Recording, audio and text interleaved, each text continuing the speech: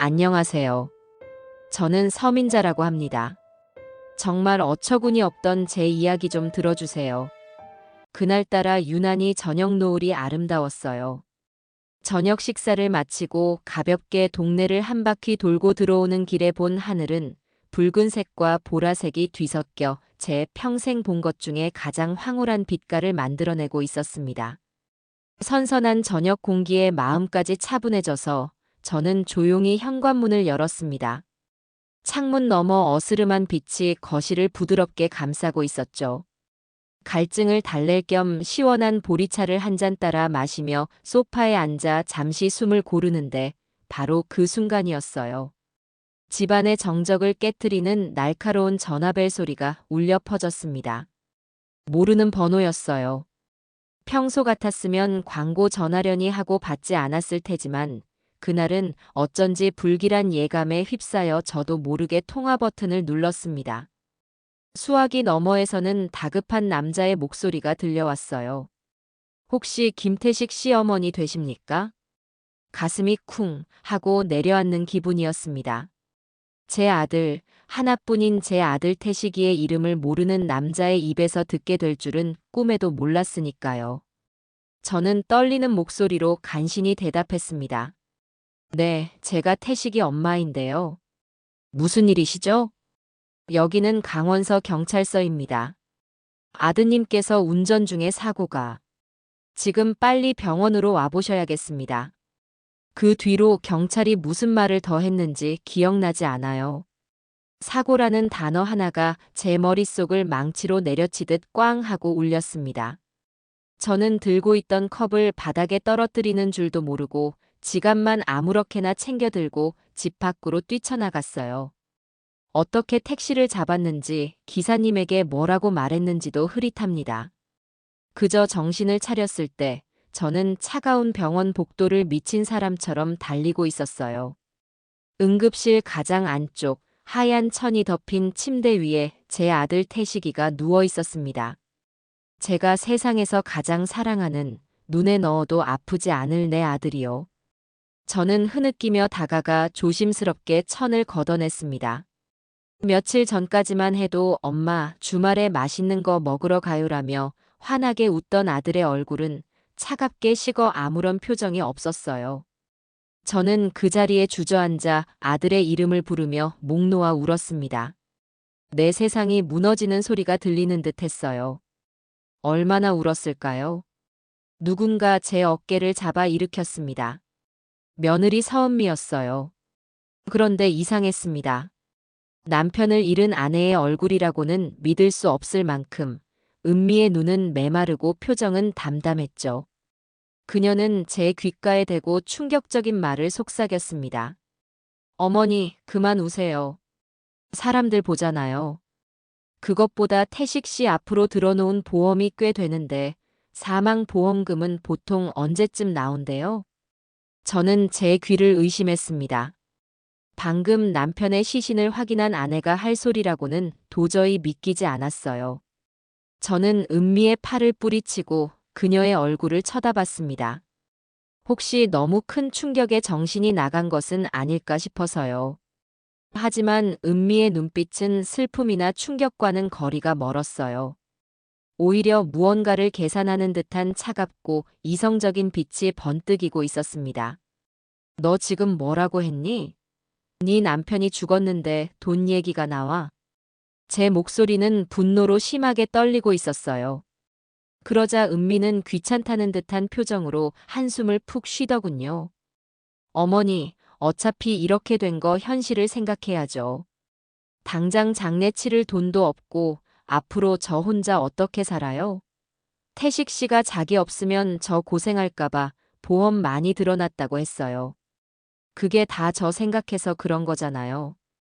그 순간 저는 슬픔보다 더 큰 무언가가 제 안에서 꿈틀거리는 것을 느꼈습니다. 그것은 바로 의심이었어요. 아들의 죽음 앞에서 눈물 한 방울 흘리지 않고 보험금부터 챙기는 며느리. 과연 제 아들의 죽음은 정말 단순한 사고였을까요? 장례는 정신없이 치러졌습니다. 은미는 조문객들 앞에서는 세상에서 가장 슬픈 사람인 양 실신할 듯이 울다가도 저와 단둘이 있을 때면 언제 그랬냐는 듯 냉정한 얼굴로 돌아와 장례 절차 비용을 따지고 들었어요.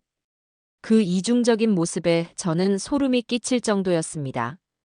태식이의 친구들이 찾아와 저를 위로하며 태식이가 요즘 아내 빚 때문에 많이 힘들어했다는 이야기를 조심스럽게 꺼냈을 때 은미는 어디선가 귀신같이 나타나 사람 죽은 마당에 무슨 그런 헛소문을 퍼뜨려요. 라며 날카롭게 쏘아붙여 그들의 입을 막아버렸죠. 발인을 마치고 모든 장례 절차가 끝난 지 고작 이틀째 되는 날이었어요. 은미는 다짜고짜 저를 아들 내외가 살던 집으로 불렀습니다. 어머니, 오늘 태식 씨 물건들 좀 정리해야겠어요.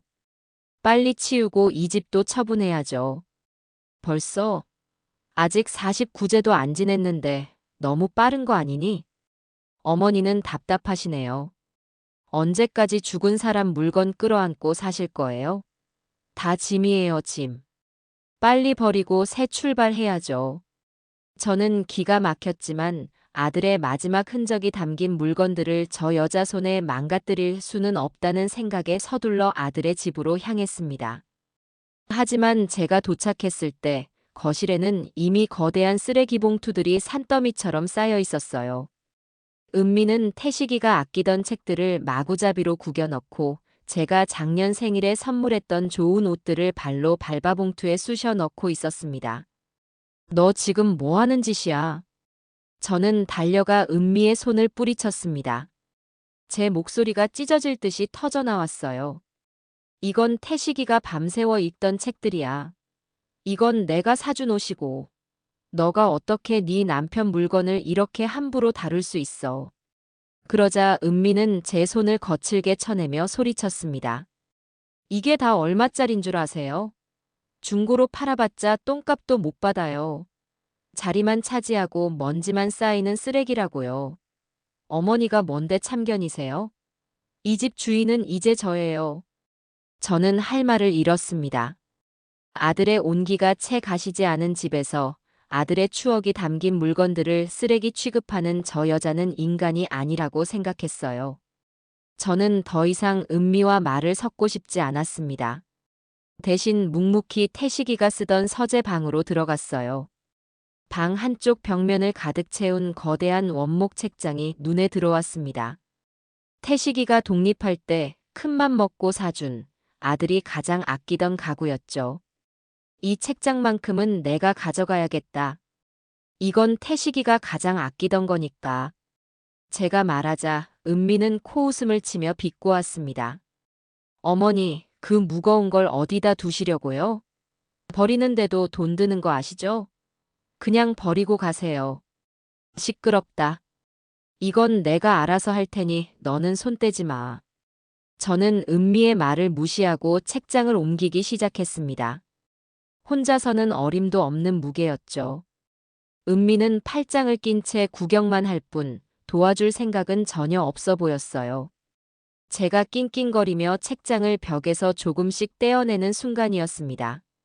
책장이 있던 뒤쪽 벽, 수십 년은 된 듯한 낡은 벽지 한가운데에 네모 반듯한 모양의 작은 철문이 박혀 있는 것이 보였습니다.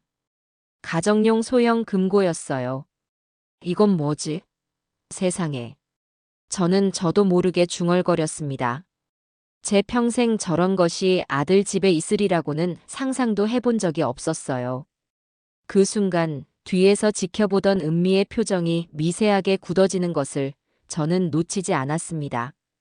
그게 왜 저기 있어요? 별것도 아닌데 그냥 둬요, 어머니.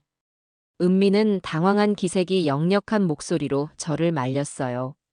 하지만 그녀의 그런 반응은 오히려 제 의심에 불을 지폈습니다. 저는 홀린 듯이 금고로 다가가 다이얼을 매만졌습니다. 태식이는 어릴 적부터 중요한 물건은 꼭 저와 공유하는 비밀 장소에 숨겨두곤 했어요. 그리고 그 비밀번호는 언제나 똑같았죠. 제 생일 4자리와 태식이 자신의 생일 4자리를 합친 8개의 숫자. 저는 떨리는 손으로 천천히 다이얼을 돌렸습니다. 제 생일 032로, 그리고 아들 태식이의 생일 1024. 마지막 숫자를 맞추고 손잡이를 돌리자 철컥하는 둔탁한 소리와 함께 굳게 닫혀있던 금고 문이 스르륵 열렸습니다. 안 돼요. 어머니, 만지지 마세요. 은미가 비명을 지르며 제게 달려들었지만 이미 늦었어요. 금고 안을 들여다본 제 눈이 믿을 수 없다는 듯이 크게 뜨였습니다. 그 안에는 서류 뭉치와 통장 몇 개, 그리고 작은 녹음기 같은 것이 들어 있었어요. 저는 그중 가장 위에 있던 서류 한 장을 꺼내 들었습니다. 그것은 생명보험 증서였어요. 피보험자는 제 아들 김태식, 그리고 보험금 수령인은 며느리 서은미. 그런데 이상한 점은 가입 날짜가 불과 2달 전이라는 것이었습니다. 저는 떨리는 손으로 다른 서류들도 꺼내 보았어요. 전부 똑같은 종류의 사망보험 증서였고 모두 최근 몇 달 사이에 집중적으로 가입된 것들이었습니다. 그 액수를 전부 합치면 수십억 원에 달했어요. 온몸에 피가 차갑게 식는 기분이었습니다. 아들의 죽음 앞에서 눈물 한 방울 흘리지 않고 보험금부터 묻던 며느리의 얼굴, 아들의 유품을 쓰레기처럼 내던지던 그 무자비한 손길, 그리고 제 눈앞에 있는 이 수많은 사망보험 증서들. 흩어져 있던 퍼즐 조각들이 제 머릿속에서 섬광처럼 하나로 맞춰지는 순간이었습니다. 이건 단순한 사고가 아니다. 저는 온몸을 부들부들 떨며 금고 안에 있던 물건들을 다시 한번 확인했습니다. 그리고 주머니에서 휴대폰을 꺼냈어요. 제 손가락은 망설임 없이 3개의 숫자를 눌렀습니다. 112. 어머니, 뭐 하시는 거예요? 당장 그거 끊어요. 은미가 제게 달려들어 휴대폰을 빼앗으려 했지만 저는 그녀를 잇는 힘껏 밀쳐냈습니다. 수화기 너머에서 네, 경찰입니다. 무엇을 도와드릴까요? 하는 차분한 목소리가 들려왔어요. 저는 금고에서 눈을 떼지 않은 채 제 인생에서 가장 차갑고 단호한 목소리로 말했습니다. 경찰이죠? 지금 저희 아들 집에서 유품을 정리하고 있는데 아무래도 제 아들이 이상한 일에 엮였던 것 같아요. 빨리 와주세요. 제가 112에 신고를 마치자 서은미는 완전히 이성을 잃고 말 그대로 발광을 하기 시작했어요. 그녀는 제 앞에 무릎을 꿇고 앉아 제 바짓가랑이를 붙잡고 애원하다가 갑자기 머리를 쥐어뜯으며 악을 쓰다가 또다시 저를 원망하며 저주를 퍼붓는 등 마치 한 편의 광기 어린 연극을 보는 듯 했습니다. 동생 미네는 그런 그녀의 모습에 질렸다는 듯 제 앞을 가로막고 섰죠. 형님, 그만해요. 이제 와서 이래봤자 소용없어요. 경찰이 오면 형님이 한 짓이 뭔지 다 밝혀지게 될 거예요. 아가씨는 빠져. 네가 뭘 안다고 나서. 어머니, 제발 제가 다 잘못했어요. 그냥 제가 어머니한테 못되게 굴어서 어머니가 홧김에 신고했다고 그렇게만 말해주세요. 네. 저 이대로 인생 망치기 싫어요. 하늘에 있는 태식 씨도 이걸 원하지 않을 거란 말이에요. 은미는 죽은 아들의 이름까지 팔아가며 제게 매달렸습니다. 하지만 이미 제 마음은 강철처럼 단단해져 있었어요. 오히려 저렇게까지 필사적으로 진실을 덮으려는 그녀의 모습을 보니 저 금고 안에 든 것이 제 예상을 뛰어넘는 끔찍한 무언가일 거라는 확신만 더해졌죠. 저는 차가운 목소리로 말했습니다. 네가 정말 떳떳하다면 경찰이 와도 두려울 게 없겠지. 하늘에 있는 내 아들이 정말 원하는 게 뭔지 어디 한번 끝까지 가보자꾸나. 제 말이 끝나기 무섭게 아파트 단지 아래쪽에서 요란한 사이렌 소리가 들려오기 시작했어요. 그 소리가 점점 가까워질수록 은미의 얼굴은 하얗게, 파랗게 질려갔습니다. 그녀는 결국 모든 것을 포기한 듯 그 자리에 풀썩 주저앉아 멍하니 허공만 바라보았어요. 잠시 후 현관문 초인종 소리가 울렸고 미네가 나가 문을 열었습니다.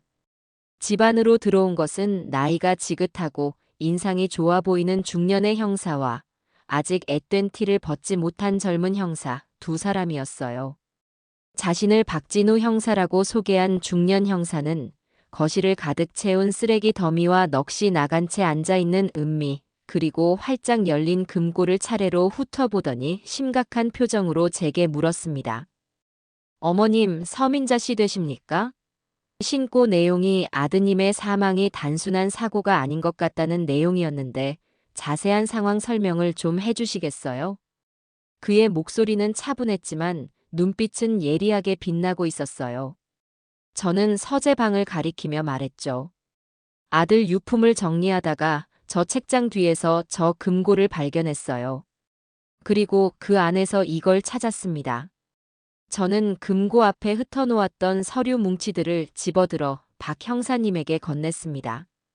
젊은 김 형사가 옆에서 부지런히 카메라 셔터를 누르며 증거물 사진을 찍는 동안 박 형사님은 서류들을 한 장 한 장 꼼꼼하게 넘겨보기 시작했어요.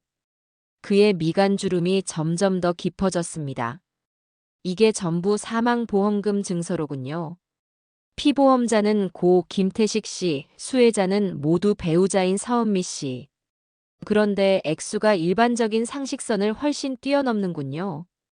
가입 일자도 대부분 사고가 나기 직전 석 달 사이에 집중되어 있고요. 박 형사님의 날카로운 시선이 은미에게로 향했습니다. 그러자 은미는 언제 그랬냐는 듯 다시 가면을 바꿔 쓰고는 세상에서 가장 억울한 사람인 양 울먹이며 소리쳤어요. 제가 남편을 얼마나 사랑했는데요. 남편이 평소에 출장도 잦고 운전도 험하게 하는 편이라 늘 노심초사했어요. 그래서 만약에, 아주 만약에 무슨 일이라도 생기면 남겨진 제가 걱정돼서 그런 거란 말이에요. 이걸 가지고 어떻게 사람에게 그런 끔찍한 혐의를 씌울 수가 있어요. 이건 명백한 모함이에요. 그녀의 연기는 너무나도 능숙하고 처절해서 옆에 있던 젊은 김 형사는 잠시 흔들리는 눈빛을 보냈습니다. 실제로 보험 가입 사실만으로는 범죄의 직접적인 증거라고 단정하기는 어려웠으니까요. 그는 오히려 저를 의심스러운 눈초리로 쳐다보며 물었습니다. 어머님, 혹시 며느님과 사이가 좋지 않으셨습니까? 아드님의 유산을 두고 다툼이 있었다거나. 그 순간 옆에 있던 미네가 발끈해서 소리쳤어요. 형사님, 지금 그게 무슨 말씀이세요? 저희 언니가 돈 때문에 조카 며느리를 모함할 사람으로 보이세요? 박 형사님이 젊은 형사의 팔을 잡아 말리며 다시 제게 부드러운 목소리로 물었습니다. 김 형사, 신뢰되는 질문은 삼가게. 어머님, 서운하게 생각하지 마십시오. 저희는 모든 가능성을 열어두고 수사해야 할 의무가 있어서 그렇습니다. 그렇다면 이 보험 증서 말고 어머님께서 며느님을 의심하게 된 또 다른 이유라도 있으신 겁니까? 저는 기다렸다는 듯이 금고를 가리키며 말했습니다. 네, 있습니다. 형사님, 저 안에 물건이 더 있어요. 저것들까지 확인해 보시면 제 말이 사실인지 저 여자의 가증스러운 연기가 사실인지 분명히 아시게 될 겁니다. 젊은 김 형사가 제 말에 멋쩍은 표정을 지으며 조심스럽게 금고 안으로 손을 넣어 남아있던 물건들을 꺼냈습니다. 여러 개의 통장과 카드 명세서 뭉치, 그리고 손바닥만 한 검은색 디지털 녹음기. 박 형사님은 녹음기를 받아들고는 재생 버튼을 누르기 전 의미심장한 눈으로 은미를 잠시 바라보았어요. 은미의 얼굴은 이제 공포로 완전히 일그러져 있었습니다. 서은미 씨, 이 녹음 파일을 재생해도 되겠습니까? 은미는 아무 대답도 하지 못하고 고개를 숙인 채 입술만 파르르 떨고 있었어요. 박 형사님은 그것을 동의로 받아들이고 재생 버튼을 눌렀습니다. 작은 녹음기에서 흘러나오는 소리에 방 안의 모든 사람들이 숨을 죽였습니다. 처음에는 지지직거리는 잡음과 함께 아들 태식이의 목소리가 흘러나왔어요. 그 목소리는 제가 아는 아들의 목소리가 아니었습니다. 잔뜩 겁에 질려 금방이라도 울음이 터질 것처럼 미세하게 떨리고 있었죠. 은미야, 나랑 얘기 좀 하자고 했잖아. 왜 자꾸 내 말을 피하는 거야? 내가 당신 몰래 대출받은 거 알아내려고 서류 찾다가 우연히 봤어. 왜 나 몰래 이렇게 많은 보험을 들어놓은 거야? 그것도 전부 내가 죽어야만 돈이 나오는 사망보험으로만. 나 요즘 당신이 무서워. 밤에 당신이 내 옆에 누워있는 것조차 소름이 끼쳐. 제발 솔직하게 말해줘. 대체 나한테 왜 이러는 거야? 아들의 절규에 가까운 목소리가 끝나자 잠시 침묵이 흘렀습니다. 그리고 곧이어 제가 평생 들어본 그 어떤 목소리보다도 차갑고 냉정한 은미의 목소리가 녹음기에서 흘러나왔어요. 오빠가 뭘 잘했다고 큰 소리야? 당신이 사업한다고 대출받아서 내 앞으로 돌려놓은 빚은 생각 안 해? 그리고 내가 언제 오빠 죽으라고 빌었어? 다 오빠 걱정돼서 그런 거지. 만에 하나 혹시라도 오빠가 사고라도 나면 나는 길바닥에 나앉으라는 소리야? 다 오빠 위에서 드는 거라고 몇 번을 말해. 그렇다고 이런 식으로. 이건 아니잖아. 이건 마치 내가 죽기만을 바라는 사람처럼 내가 죽으면 이 모든 빚이 사라지고 당신 손에는 수십억이 생긴다는 계산 끝낸 거 아니야? 됐어. 말이 안 통하네. 피곤하니까 그만 좀 해. 그리고 그 녹음기 당장 이리 내놔. 별걸 다 녹음하고 난리야. 기분 나쁘게. 내놓으라고. 녹음은 거기서 끝났습니다. 마지막에 들리는 몸싸움을 하는 듯한 격한 소리와 함께 녹음 파일이 종료되었어요. 방 안에는 얼음처럼 차가운 침묵이 흘렀습니다. 박 형사님은 조용히 녹음기를 내려놓고는 싸늘하게 굳은 표정으로 은미를 바라보았어요. 아까까지 저를 의심하던 젊은 김 형사 역시 충격적인 표정으로 입을 다물지 못하고 있었죠. 서은미 씨, 이 녹음 파일에 대해서는 뭐라고 변명하시겠습니까?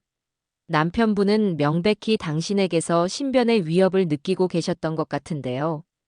이건 단순한 부부싸움으로 들리지 않는군요. 은미는 이제 아무런 말도 하지 못했습니다. 그녀의 마지막 발악은 아들이 남긴 그 목소리 하나로 처참하게 무너져 내렸습니다. 저는 마지막 쐐기를 받기로 마음먹었어요. 형사님, 아직 끝나지 않았습니다. 저기 있는 통장들과 카드 명세서 뭉치도 확인해 보시죠. 저 여자가 왜 그렇게 돈이 필요했는지, 왜 남편의 목숨값까지 탐내게 되었는지, 그 이유가 저 안에 고스란히 들어있을 겁니다. 박 형사님은 말없이 서류 뭉치를 집어들었습니다. 그것은 은미의 이름으로 된 각종 대출 서류와 카드 명세서였어요. 첫 장을 넘긴 박 형사님의 입에서 낮은 탄식이 흘러나왔습니다. 명품 쇼핑으로 인한 카드값 연체 내역, 여러 금융권에서 끌어다 쓴 마이너스 대출, 심지어 이름도 처음 들어보는 대부업체에서 빌린 사채 계약서까지. 그녀의 빚은 일반적인 사람이 평생 벌어도 갚기 힘든 어마어마한 액수였습니다. 특히 형사들의 눈길을 끈 것은 정체를 알 수 없는 계좌로 밤낮 없이 거액의 돈이 빠져나간 흔적이었어요. 그 중에는 정선 VIP룸이라는 이름으로 수천만 원이 입금된 내역도 선명했습니다. 노름의 명품 쇼핑의 사채까지. 빚이 상상을 초월하는군요. 이 정도의 빚을 지고 있다는 사실을 남편인 김태식 씨는 전혀 모르고 있었습니까? 박 형사님의 마지막 추궁에 은미는 끝내 고개를 떨구었습니다. 모든 것이 끝났다는 것을 그녀 역시 직감한 것이겠죠. 저는 그런 며느리의 모습을 차갑게 내려다보며 아들의 죽음이 결코 헛되지 않도록 만들겠다고 하늘에 있는 아들에게 다시 한번 굳게 맹세했습니다. 서은미 씨, 지금부터 당신을 남편 김태식 씨 사망 사건의 유력한 용의자로 긴급 체포합니다. 당신은 변호사를 선임할 권리가 있으며 변명의 기회가 있고 묵비권을 행사할 수 있습니다. 지금부터 하시는 모든 말은 법정에서 불리하게 작용할 수 있습니다. 박 형사님은 은미에게 미란다 원칙을 고지하며 수갑을 꺼내 들었습니다. 철컥하는 소리와 함께 은미의 양 손목에 차가운 금속 수갑이 채워졌어요. 그녀는 아무런 저항도 하지 못한 채 실이 끊어진 인형처럼 두 형사에게 이끌려 집 밖으로 끌려 나갔습니다. 저는 그 모습을 창문 너머로 그녀의 모습이 완전히 사라질 때까지 무표정하게 지켜보았습니다. 이제 기나긴 싸움의 서막이 올랐을 뿐이었어요. 서은미가 유력한 용의자로 긴급 체포되었다는 소식은 다음 날 아침 신문 사회면과 인터넷 뉴스를 도배했어요. 사람들은 악녀 며느리의 끔찍한 보험 사기극이라며 그녀를 향해 손가락질했지만 저는 조금도 마음을 놓을 수가 없었습니다. 오히려 불안감은 더 커져만 갔죠. 아니나 다를까 은미는 구치소에 수감된 지 하루 만에 국내에서 손꼽히는 대형 로펌의 변호사를 선임했습니다. 그녀의 부모가 딸을 구해내기 위해 백방으로 돈을 끌어모은 것이 분명했어요. 그리고 곧바로 그녀의 반격이 시작되었습니다.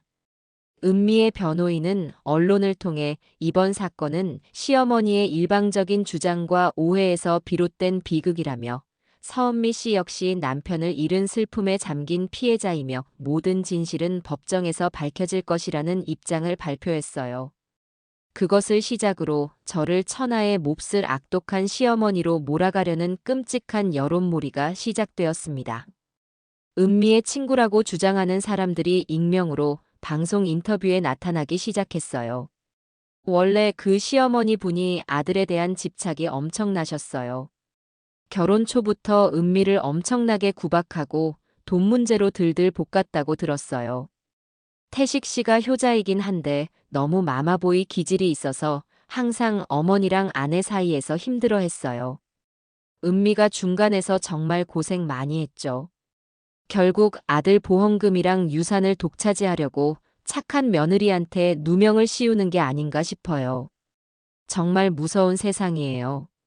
말도 안 되는 거짓말들이 마치 사실인 것처럼 포장되어 세상에 퍼져나갔습니다. 인터넷 댓글창에는 저를 향한 온갖 악플들이 달리기 시작했어요. 돈에 눈이 먼 독한 시어머니, 아들 잡아먹고 며느리까지 잡는 마녀 같은 끔찍한 말들이 비수처럼 날아와 제 가슴에 박혔습니다. 동생 민혜는 기사를 보고 분노해서 당장이라도 저 인터뷰한 사람들을 명예훼손으로 고소해야 한다고 길길이 날뛰었지만 저는 그럴 필요가 없다고 동생을 말렸습니다. 민혜야, 괜찮아. 저들이 거짓으로 높은 성을 쌓으면 쌓을수록 나중에 무너질 때 더 처참할 뿐이야. 우리는 굳이 진흙탕 싸움을 할 필요 없어. 진실이라는 가장 강력한 무기로 저들의 성을 한 방에 무너뜨리면 그만이야. 저는 흔들리지 않았습니다. 오히려 저들의 비열한 여론전에 제 분노와 투지는 더욱더 활활 타오르기 시작했죠. 저는 경찰의 수사만 기다리고 있지 않았어요. 저도 제 나름대로 은미의 거짓말을 뒷받침할 증거들을 하나하나 깨부수기 위한 준비를 시작했습니다. 가장 먼저 저는 아들 태식이의 통장 거래 내역 전체를 다시 한번 정밀하게 분석하기 시작했어요. 지난번에는 은미의 빚에만 초점을 맞췄지만 이번에는 아들의 돈이 어디로 어떻게 흘러갔는지를 꼼꼼하게 추적했죠. 그러다 아주 이상한 점을 발견했습니다. 태식이는 월급날이 되면 매달 1,000만 원이라는 거액의 돈을 생활비라는 명목으로 은미의 계좌로 이체하고 있었어요. 그런데 은미는 늘 제게 돈이 없다며 징징댔고 태식이 친구들에게도 남편 월급이 적어서 힘들다고 하소연을 하고 다녔다는 증언이 있었죠. 1,000만 원이라는 돈은 결코 적은 생활비가 아니었습니다. 저는 은미의 계좌로 들어간 그 돈이 다시 어디로 빠져나가는지를 추적해야겠다고 생각했어요. 저는 변호사를 통해 법원에 은미의 계좌에 대한 금융거래 정보 제출 명령을 신청했습니다. 며칠 뒤 법원에서 허가가 떨어졌고 저는 은미의 모든 계좌 내역을 받아볼 수 있었어요. 서류를 받아본 저는 경악을 금치 못했습니다. 은미는 태식이에게서 받은 1,000만 원을 며칠도 안 돼서 전부 다른 곳으로 송금하고 있었어요. 그중 절반은 명품 쇼핑이나 피부과 시술 비용으로 사용되었고 나머지 절반은 아주 주기적으로 안치수라는 이름의 계좌로 흘러 들어가고 있었습니다. 그 돈의 흐름은 마치 누군가에게 상납이라도 하듯 아주 일정하고 정확했어요. 심지어 아들이 사고를 당하기 바로 전날 밤 11시에도 1,000만 원이라는 거액이 안치수의 계좌로 이체된 기록이 선명하게 남아 있었습니다. 안치수, 대체 누구일까? 저는 그 이름을 노트에 크게 적어 놓았습니다. 단순한 채권자에게 돈을 갚는 패턴과는 너무나도 달랐어요. 이것은 명백히 생활비를 대주거나 무언가 다른 목적을 위한 상납에 가까웠죠. 저는 이 안치수라는 인물이 이번 사건의 핵심 열쇠를 쥔 며느리의 공범이자 내연남일 가능성이 아주 높다고 직감했습니다. 저는 즉시 이 자료들을 모두 정리해서 박진우 형사님에게 전송했어요. 형사님, 서은미의 계좌에서 이런 수상한 돈의 흐름을 발견했습니다. 이 안치수라는 인물을 집중적으로 조사해 주세요. 이번 사건의 공범일지도 모릅니다. 그리고 저는 두 번째 반격을 준비했습니다. 은미의 거짓 친구들이 만들어낸 불쌍한 며느리 프레임을 깨부수기 위해 저는 태식이의 진짜 친구들을 만나기 시작했어요. 태식이의 휴대폰에 저장되어 있던 유치원 시절부터 동고동락했던 진짜배기 친구들에게 한 명 한 명 연락을 돌렸습니다. 그들은 모두 제 연락을 받고 슬픔과 분노가 뒤섞인 목소리로 한달음에 달려와 주었어요. 저는 그들을 한적한 카페에 모아놓고 제가 지금까지 알아낸 사실들을 모두 털어놓았습니다. 제 이야기를 듣는 내내 친구들은 자신의 일처럼 분노하고 눈물을 흘렸어요. 그리고 그들은 제가 미처 몰랐던 태식이의 고통스러운 결혼 생활에 대해 하나씩 증언하기 시작했습니다. 태식이와 가장 친했던 친구, 상훈 씨가 무거운 입을 열었어요. 어머님, 사실 저희는 다 알고 있었습니다. 태식이가 서은미 씨 때문에 얼마나 힘들어 했는지요. 결혼하고 나서 태식이가 저희랑 술 한잔 할 때마다 늘 돈 걱정뿐이었어요.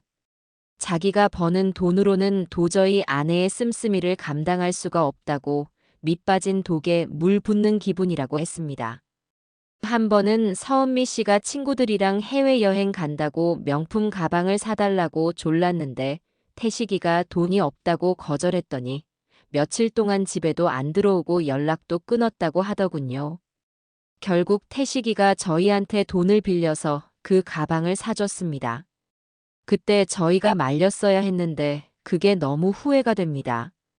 또 다른 친구, 민준 씨는 더 충격적인 이야기를 들려주었습니다. 김대리가 한 번은 저한테 그러더라고요. 이제는 아내가 사랑스럽지가 않고 무섭다고요. 집에 들어가면 숨이 막힌다고 했습니다. 자기가 무슨 말을 해도 거짓말로 둘러대고 밤마다 몰래 베란다에 나가서 어떤 남자랑 속삭이듯 통화를 하는데 자기가 다가가면 황급히 끊어버린다고요. 자기가 마치 돈 버는 기계, ATM 기기가 된 것 같다고 이제는 정말 이혼하고 싶다고 하소연했어요. 그때 제가 그냥 힘내라고만 하고 흘려들은 게 평생 한으로 남을 것 같습니다. 친구들의 증언은 은미 측이 주장하는 행복했던 부부라는 주장이 얼마나 완벽한 거짓인지를 증명하고 있었습니다. 태식이는 행복하지 않았어요. 그는 지옥 속에서 하루하루를 버티고 있었던 겁니다. 저는 친구들의 모든 증언을 녹음하고 그들에게 법정에서 증언을 해줄 수 있겠냐고 부탁했습니다. 친구들은 모두 죽은 친구의 억울함을 풀어줄 수만 있다면 무슨 일이든 하겠다며 기꺼이 증인으로 나서주겠다고 약속했어요. 저는 그렇게 모은 증거 자료들과 증인 명단을 들고 다시 박 형사님과 담당 검사를 찾아갔습니다. 제가 내민 자료들을 꼼꼼히 검토한 검사의 표정이 한결 진지해졌어요. 어머님, 정말 대단하십니다. 어머님께서 찾아오신 이 증거들 덕분에 서은미가 쌓아 올린 거짓의 성에 커다란 균열이 생겼습니다. 저희도 어머님께서 알려주신 안치수라는 인물의 행방을 좇고 있습니다. 서은미의 통화 내역과 계좌를 추적한 결과 두 사람이 아주 밀접한 내연 관계인 것은 거의 확실해 보입니다. 지금 출국 금지 조치를 내리고 수사망을 좁혀가고 있으니 곧 꼬리가 잡힐 겁니다. 검사의 말을 들으니 시커멓게 타들어가던 제 속이 조금은 진정되는 기분이었습니다. 하지만 저는 여기서 멈출 수 없었어요. 공범의 존재와 범행 동기가 어느 정도 드러났지만 가장 중요한 제 아들의 죽음이 사고가 아님을 입증할 직접적인 물증이 아직 부족했습니다. 아들의 죽음은 여전히 서류상으로는 브레이크 파열로 인한 추락 사고로 기록되어 있었으니까요. 저는 이 사고의 진실을, 서은미의 완벽한 범죄 계획을 제 손으로 직접 까발리기로 결심했습니다. 그리고 그 열쇠는 폐차 직전의 상태로 경찰서 증거물 보관소의 차가운 바닥에 누워있는 아들의 마지막 자동차에 있을 거라고 직감했죠. 이제 그 끔찍한 쇳덩어리를 마주하러 갈 시간이었습니다. 경찰의 수사는 생각보다 더디게 진행되었어요. 서은미는 대형 로펌의 변호사를 방패 삼아 모든 질문에 묵비권을 행사하며 버티고 있었죠. 잠적한 내연남 안치수의 행방은 여전히 오리무중이었습니다. 이대로 시간이 흐르면 결정적인 증거를 찾지 못한 채 미궁에 빠질지도 모른다는 불안감이 바이러스처럼 제 온몸에 퍼져나갔습니다. 특히 제 마음을 가장 무겁게 짓누르는 것은 제 아들의 죽음이 여전히 불의의 사고로 공식 기록되어 있다는 사실이었어요. 저는 이 오명을 제 손으로 직접 벗겨내야만 했습니다. 저는 더 이상 수사 결과만 기다릴 수 없다고 판단했어요. 경찰이 공식적인 절차에 얽매여 움직이지 못한다면 제가 비공식적인 방법으로라도 증거를 찾아내야만 했습니다. 저는 박진우 형사님에게 전화를 걸어 증거물로 보관되어 있는 아들의 사고 차량을 제가 개인적으로 고용한 전문가와 함께 다시 한번 조사해보고 싶다고 간곡하게 요청했습니다. 박 형사님은 처음에는 규정상 어렵다며 난색을 표했어요. 어머님 심정은 충분히 이해합니다. 하지만 이미 국립과학수사연구원에서 정밀 감식을 모두 마친 차량입니다. 차량 노후로 인한 브레이크 오일 호스 파열로 인한 사고로 최종 결론이 났고요. 어머님께서 사설 전문가를 통해 다시 조사를 하신다고 해도 공식적인 결과를 뒤집을 만한 다른 무언가가 나오기는 현실적으로 어려울 겁니다. 형사님, 제발 부탁입니다. 그냥 이대로는 억울해서 제 아들을 편히 떠나보낼 수가 없어요. 뭐라도 해봐야 후회라도 없을 것 같습니다. 제 모든 것을 걸어서라도 단 하루만, 아니 단 몇 시간만이라도 차를 다시 살펴볼 기회를 주세요. 이건 제 아들의 마지막 절규일지도 모릅니다. 제 목소리에 담긴 처절함이 전해졌던 걸까요? 한참을 침묵하던 박 형사님도 결국 제가 책임질 테니 딱 하루만 시간을 드리겠습니다.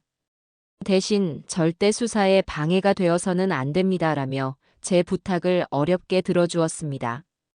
저는 그 길로 대한민국에서 자동차 정비와 사고 감식 분야에서는 살아있는 전설로 불리는 분을 찾아 나섰습니다. 수십 년간 최고의 자리에서 일하다가 은퇴한 뒤 강원도 산골짜기에서 조용히 살고 계신 박철곤 명장님이었죠. 그는 성격이 괴팍하고 좀처럼 남의 일에는 나서지 않는 웬고집으로 유명해서 찾아가는 것조차 쉽지 않았습니다. 저는 수소문 끝에 그의 집 주소를 알아내 무작정 그곳으로 찾아갔습니다. 그리고 비가 오나 눈이 오나 며칠이고 그의 집 대문 앞에서 그가 마음을 열어주기만을 기다렸어요. 제 사정을 전해들은 박 명장님은 처음에는 경찰과 국과수의 판단을 믿으시오. 노인네 귀찮게 하지 말고 어서 돌아가시오라며 저를 매몰차게 돌려보내려 했습니다. 하지만 아들의 억울한 죽음을 밝히기 위해 흙바닥에 무릎까지 꿇는 제 절박한 모습을 보고는 결국 깊은 한숨과 함께 마음을 움직이셨어요. 알겠습니다, 어머님. 그만 일어나시오. 내가 가진 모든 지식과 경험을 동원해서 어머님 아드님의 마지막 길을 함께 가보겠습니다. 대신 어떤 결과가 나오든 냉정하게 받아들이셔야 합니다. 그럴 각오가 되어 있으시다면 저와 함께 갑시다. 약속한 날, 저는 박 명장님과 함께 사고 차량이 보관된 경찰서의 거대한 증거물 보관 창고로 향했습니다. 육중한 철문이 열리자 코를 찌르는 기름 냄새와 먼지가 뒤섞인 퀴퀴한 공기가 저희를 맞았습니다. 창고 안쪽 수많은 사고 차량들 사이에서도 유독 처참한 모습으로 형체를 알아보기 힘들 정도로 찌그러지고 부서진 제 아들의 차가 보였습니다. 그 끔찍한 쇳덩어리를 보는 순간 또다시 심장이 갈기갈기 찢어지는 것 같았어요. 저 안에서 내 아들이 얼마나 무섭고 얼마나 고통스러웠을까를 생각하니 다리에 힘이 풀려 그 자리에 주저앉아 통곡할 뻔했습니다. 하지만 저는 입술을 깨물고 눈물을 삼켰어요. 지금은 슬퍼할 때가 아니라 싸워야 할 때였으니까요. 박 명장님은 묵묵히 제 어깨를 한번 두드려주고는 곧바로 작업복으로 갈아입고 각종 전문가용 장비가 담긴 육중한 공구함을 열었습니다. 그는 마치 수술을 집도하는 노련한 외과 의사처럼 진지하고 엄숙한 표정으로 차의 잔해를 샅샅이 훑어보기 시작했어요. 그는 부서진 차체와 엔진, 깨진 유리 조각, 터져버린 타이어는 물론 좌석 시트에 남은 희미한 흔적까지 그 무엇 하나 놓치지 않고 꼼꼼하게 살폈습니다. 저는 옆에서 숨을 멈추고 그의 모든 행동을 지켜볼 뿐이었죠. 몇 시간이 지났을까요? 명장님은 차의 하부로 기어들어가 한참 동안 나오지 않았습니다. 시간이 흐를수록 제 심장은 초조함에 타들어갔습니다. 만약 여기서 아무것도 발견하지 못한다면 그렇게 불안감이 저를 덮치려 할 때 그가 마침내 차 밑에서 빠져나오며 제게 손짓을 했습니다. 그의 기름때 묻은 손에는 낡고 작은 금속 고무 호스 조각이 들려 있었어요. 어머님, 이리 와서 한번 보시지요. 이것이 아드님 차의 브레이크 오일 호스입니다. 국과수에서는 이게 압력을 이기지 못하고 오래되고 낡아서 자연적으로 터졌다고 결론을 내렸을 겁니다. 네, 그렇게 들었습니다. 혹시 그게 잘못된 건가요? 반은 맞고 반은 틀립니다. 아니, 아주 교묘하게 조작된 진실이라고 해야 맞겠지요.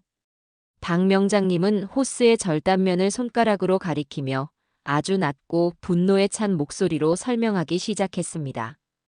보십시오. 이 절단면을 아주 자세히 보면 한쪽은 높은 압력으로 인해 불규칙하게 찢겨나가며 터진 흔적이 보입니다. 국과수에서는 아마 이 부분만 보고 결론을 내렸을 겁니다. 하지만 그 반대쪽 단면을 보십시오. 아주 미세하지만 마치 예리한 커터칼 같은 도구로 여러 번 아주 정교하게 그어놓은 듯한 자국이 선명하게 남아 있습니다. 이건 자연적으로는 절대 생길 수 없는 손상입니다. 누군가가 일부러 브레이크 호스가 터지기 일보 직전의 상태로 만들어 놓은 겁니다. 한계점까지 약하게 만들어 놓은 거죠. 온몸에 소름이 돋고 피가 거꾸로 솟는 기분이었습니다. 그게 무슨 말씀이세요? 이건 아주 교활하고 악랄한 수법입니다. 이렇게 작업을 해두면 평상시에 시내에서 살살 브레이크를 밟을 때는 아무런 문제가 발생하지 않아요. 하지만 산길 내리막 같은 곳에서 당황해서 급하게 아주 강하게 브레이크를 밟게 되면 인위적으로 약해진 이 부분이 압력을 견디지 못하고 결국 한순간에 터져버리는 겁니다. 운전자는 브레이크가 갑자기 먹통이 되니 공포에 질려 어찌할 바를 모르다가 결국 사고를 당하게 되는 거고요. 그리고 사고 후에는 보시다시피 그냥 낡은 부품이 터져서 일어난 단순 정비 불량 사고처럼 보이게 되는 겁니다. 아주 세심하게 의심을 가지고 살피지 않으면 그 누구도 찾아내기 힘든 완벽한 범죄 수법입니다. 저는 더 이상 아무 말도 할 수 없었습니다. 제 아들이 바로 이 악마 같은 수법에 희생당한 것이었습니다. 캄캄한 산길 내리막에서 브레이크가 말을 듣지 않았을 때 제 아들이 느꼈을 그 끔찍한 공포와 절망이 마치 제 일인 것처럼 고스란히 전해져 오는 듯했어요. 저는 터져나오는 울음을 간신히 삼키며 떨리는 목소리로 명장님에게 물었습니다. 명장님, 그럼 이걸로 제 아들의 죽음이 단순한 사고가 아니었다는 걸, 누군가에 의해 억울하게 희생되었다는 걸 밝혀낼 수 있을까요? 그렇습니다. 이 정도의 증거라면 국과수의 공식 결과를 뒤집고 재수사를 요청할 충분하고도 남는 명분이 됩니다. 이건 사고가 아니라 명백히 의도된 겁니다. 저는 박 명장님의 손을 붙잡고 허리를 숙여 몇 번이고 감사 인사를 했습니다. 드디어 아들의 죽음이 사고가 아님을 증명할 결정적인 물리적 증거를 찾아낸 것이었습니다. 그런데 그 순간 제 머릿속에 한 가지 의문이 스쳐 지나갔어요. 서은미나 그 내연남 안치수가 직접 차 밑으로 기어들어가 이렇게까지 전문적이고 정교한 조작을 할 수 있었을까? 아닐 겁니다. 분명 자동차 정비에 대해 아주 잘 아는 전문가, 제3의 조력자가 있었을 겁니다. 저는 그 길로 다시 아들의 집, 그 지옥 같은 사건의 현장으로 달려갔습니다. 그리고 경찰이 수거해가지 않았던 금고 안의 나머지 서류 뭉치들을 다시 한번 샅샅이 뒤지기 시작했어요. 보험 증서와 통장들 밑에 아무렇게나 깔려있던 수많은 영수증과 고지서들. 저는 혹시나 하는 마음에 그것들을 하나하나 바닥에 펼쳐놓고 확인해 나갔습니다. 그리고 마침내 제 손이 어떤 빛바랜 영수증 한 장 위에서 멈췄습니다. 그것은 스피드 오토라는 낯선 이름의 정비소에서 발급한 엔진 오일 교환 영수증이었습니다.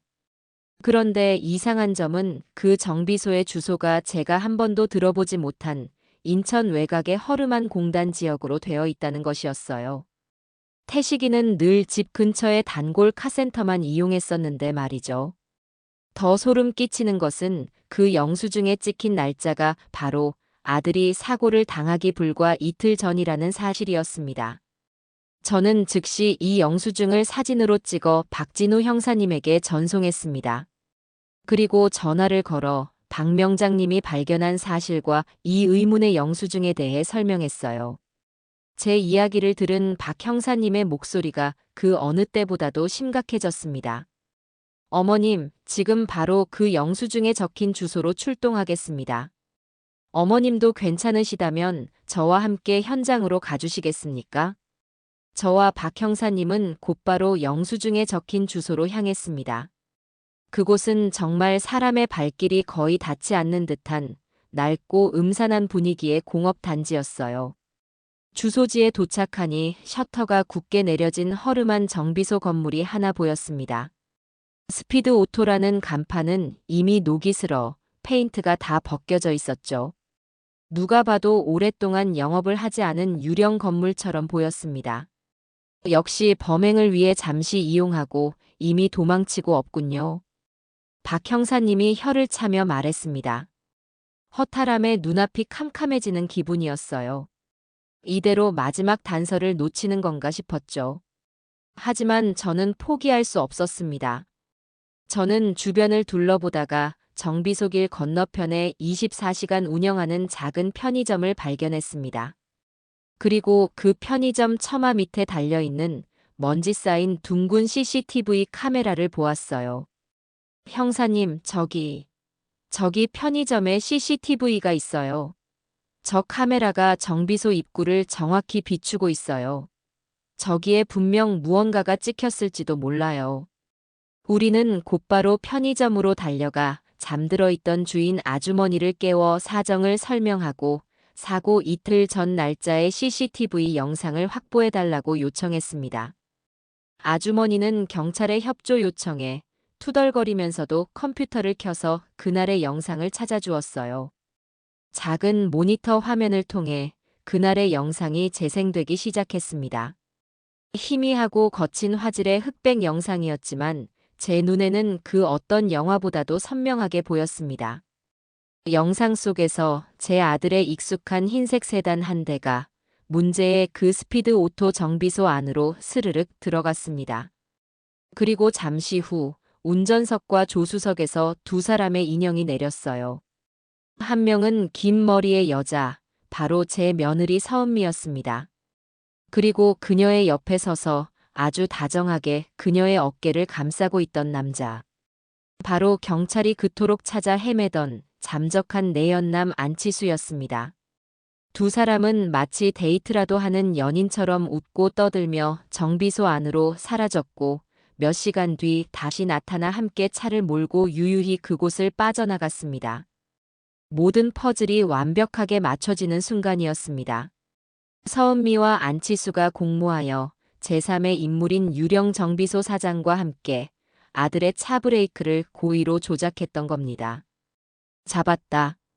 제 입에서 나지막한 목소리가 흘러나왔습니다. 옆에 있던 박 형사님 역시 굳은 표정으로 모니터를 바라보며 주먹을 꽉 쥐고 있었어요. 이제 더 이상 빠져나갈 구멍은 없었습니다. 이 CCTV 영상은 서은미와 그 공범들을 지옥으로 끌고 들어갈 가장 확실하고도 결정적인 증거가 될 테니까요. 저는 마침내 길고 길었던 어둠의 터널 끝에서 희미한 빛 한 줄기를 발견한 기분이었습니다. 며느리 서은미와 내연남 안치수가 함께 유령 정비소에 드나드는 CCTV 영상을 확보했을 때 저는 모든 것이 끝났다고 생각했습니다. 하지만 현실은 냉혹했죠.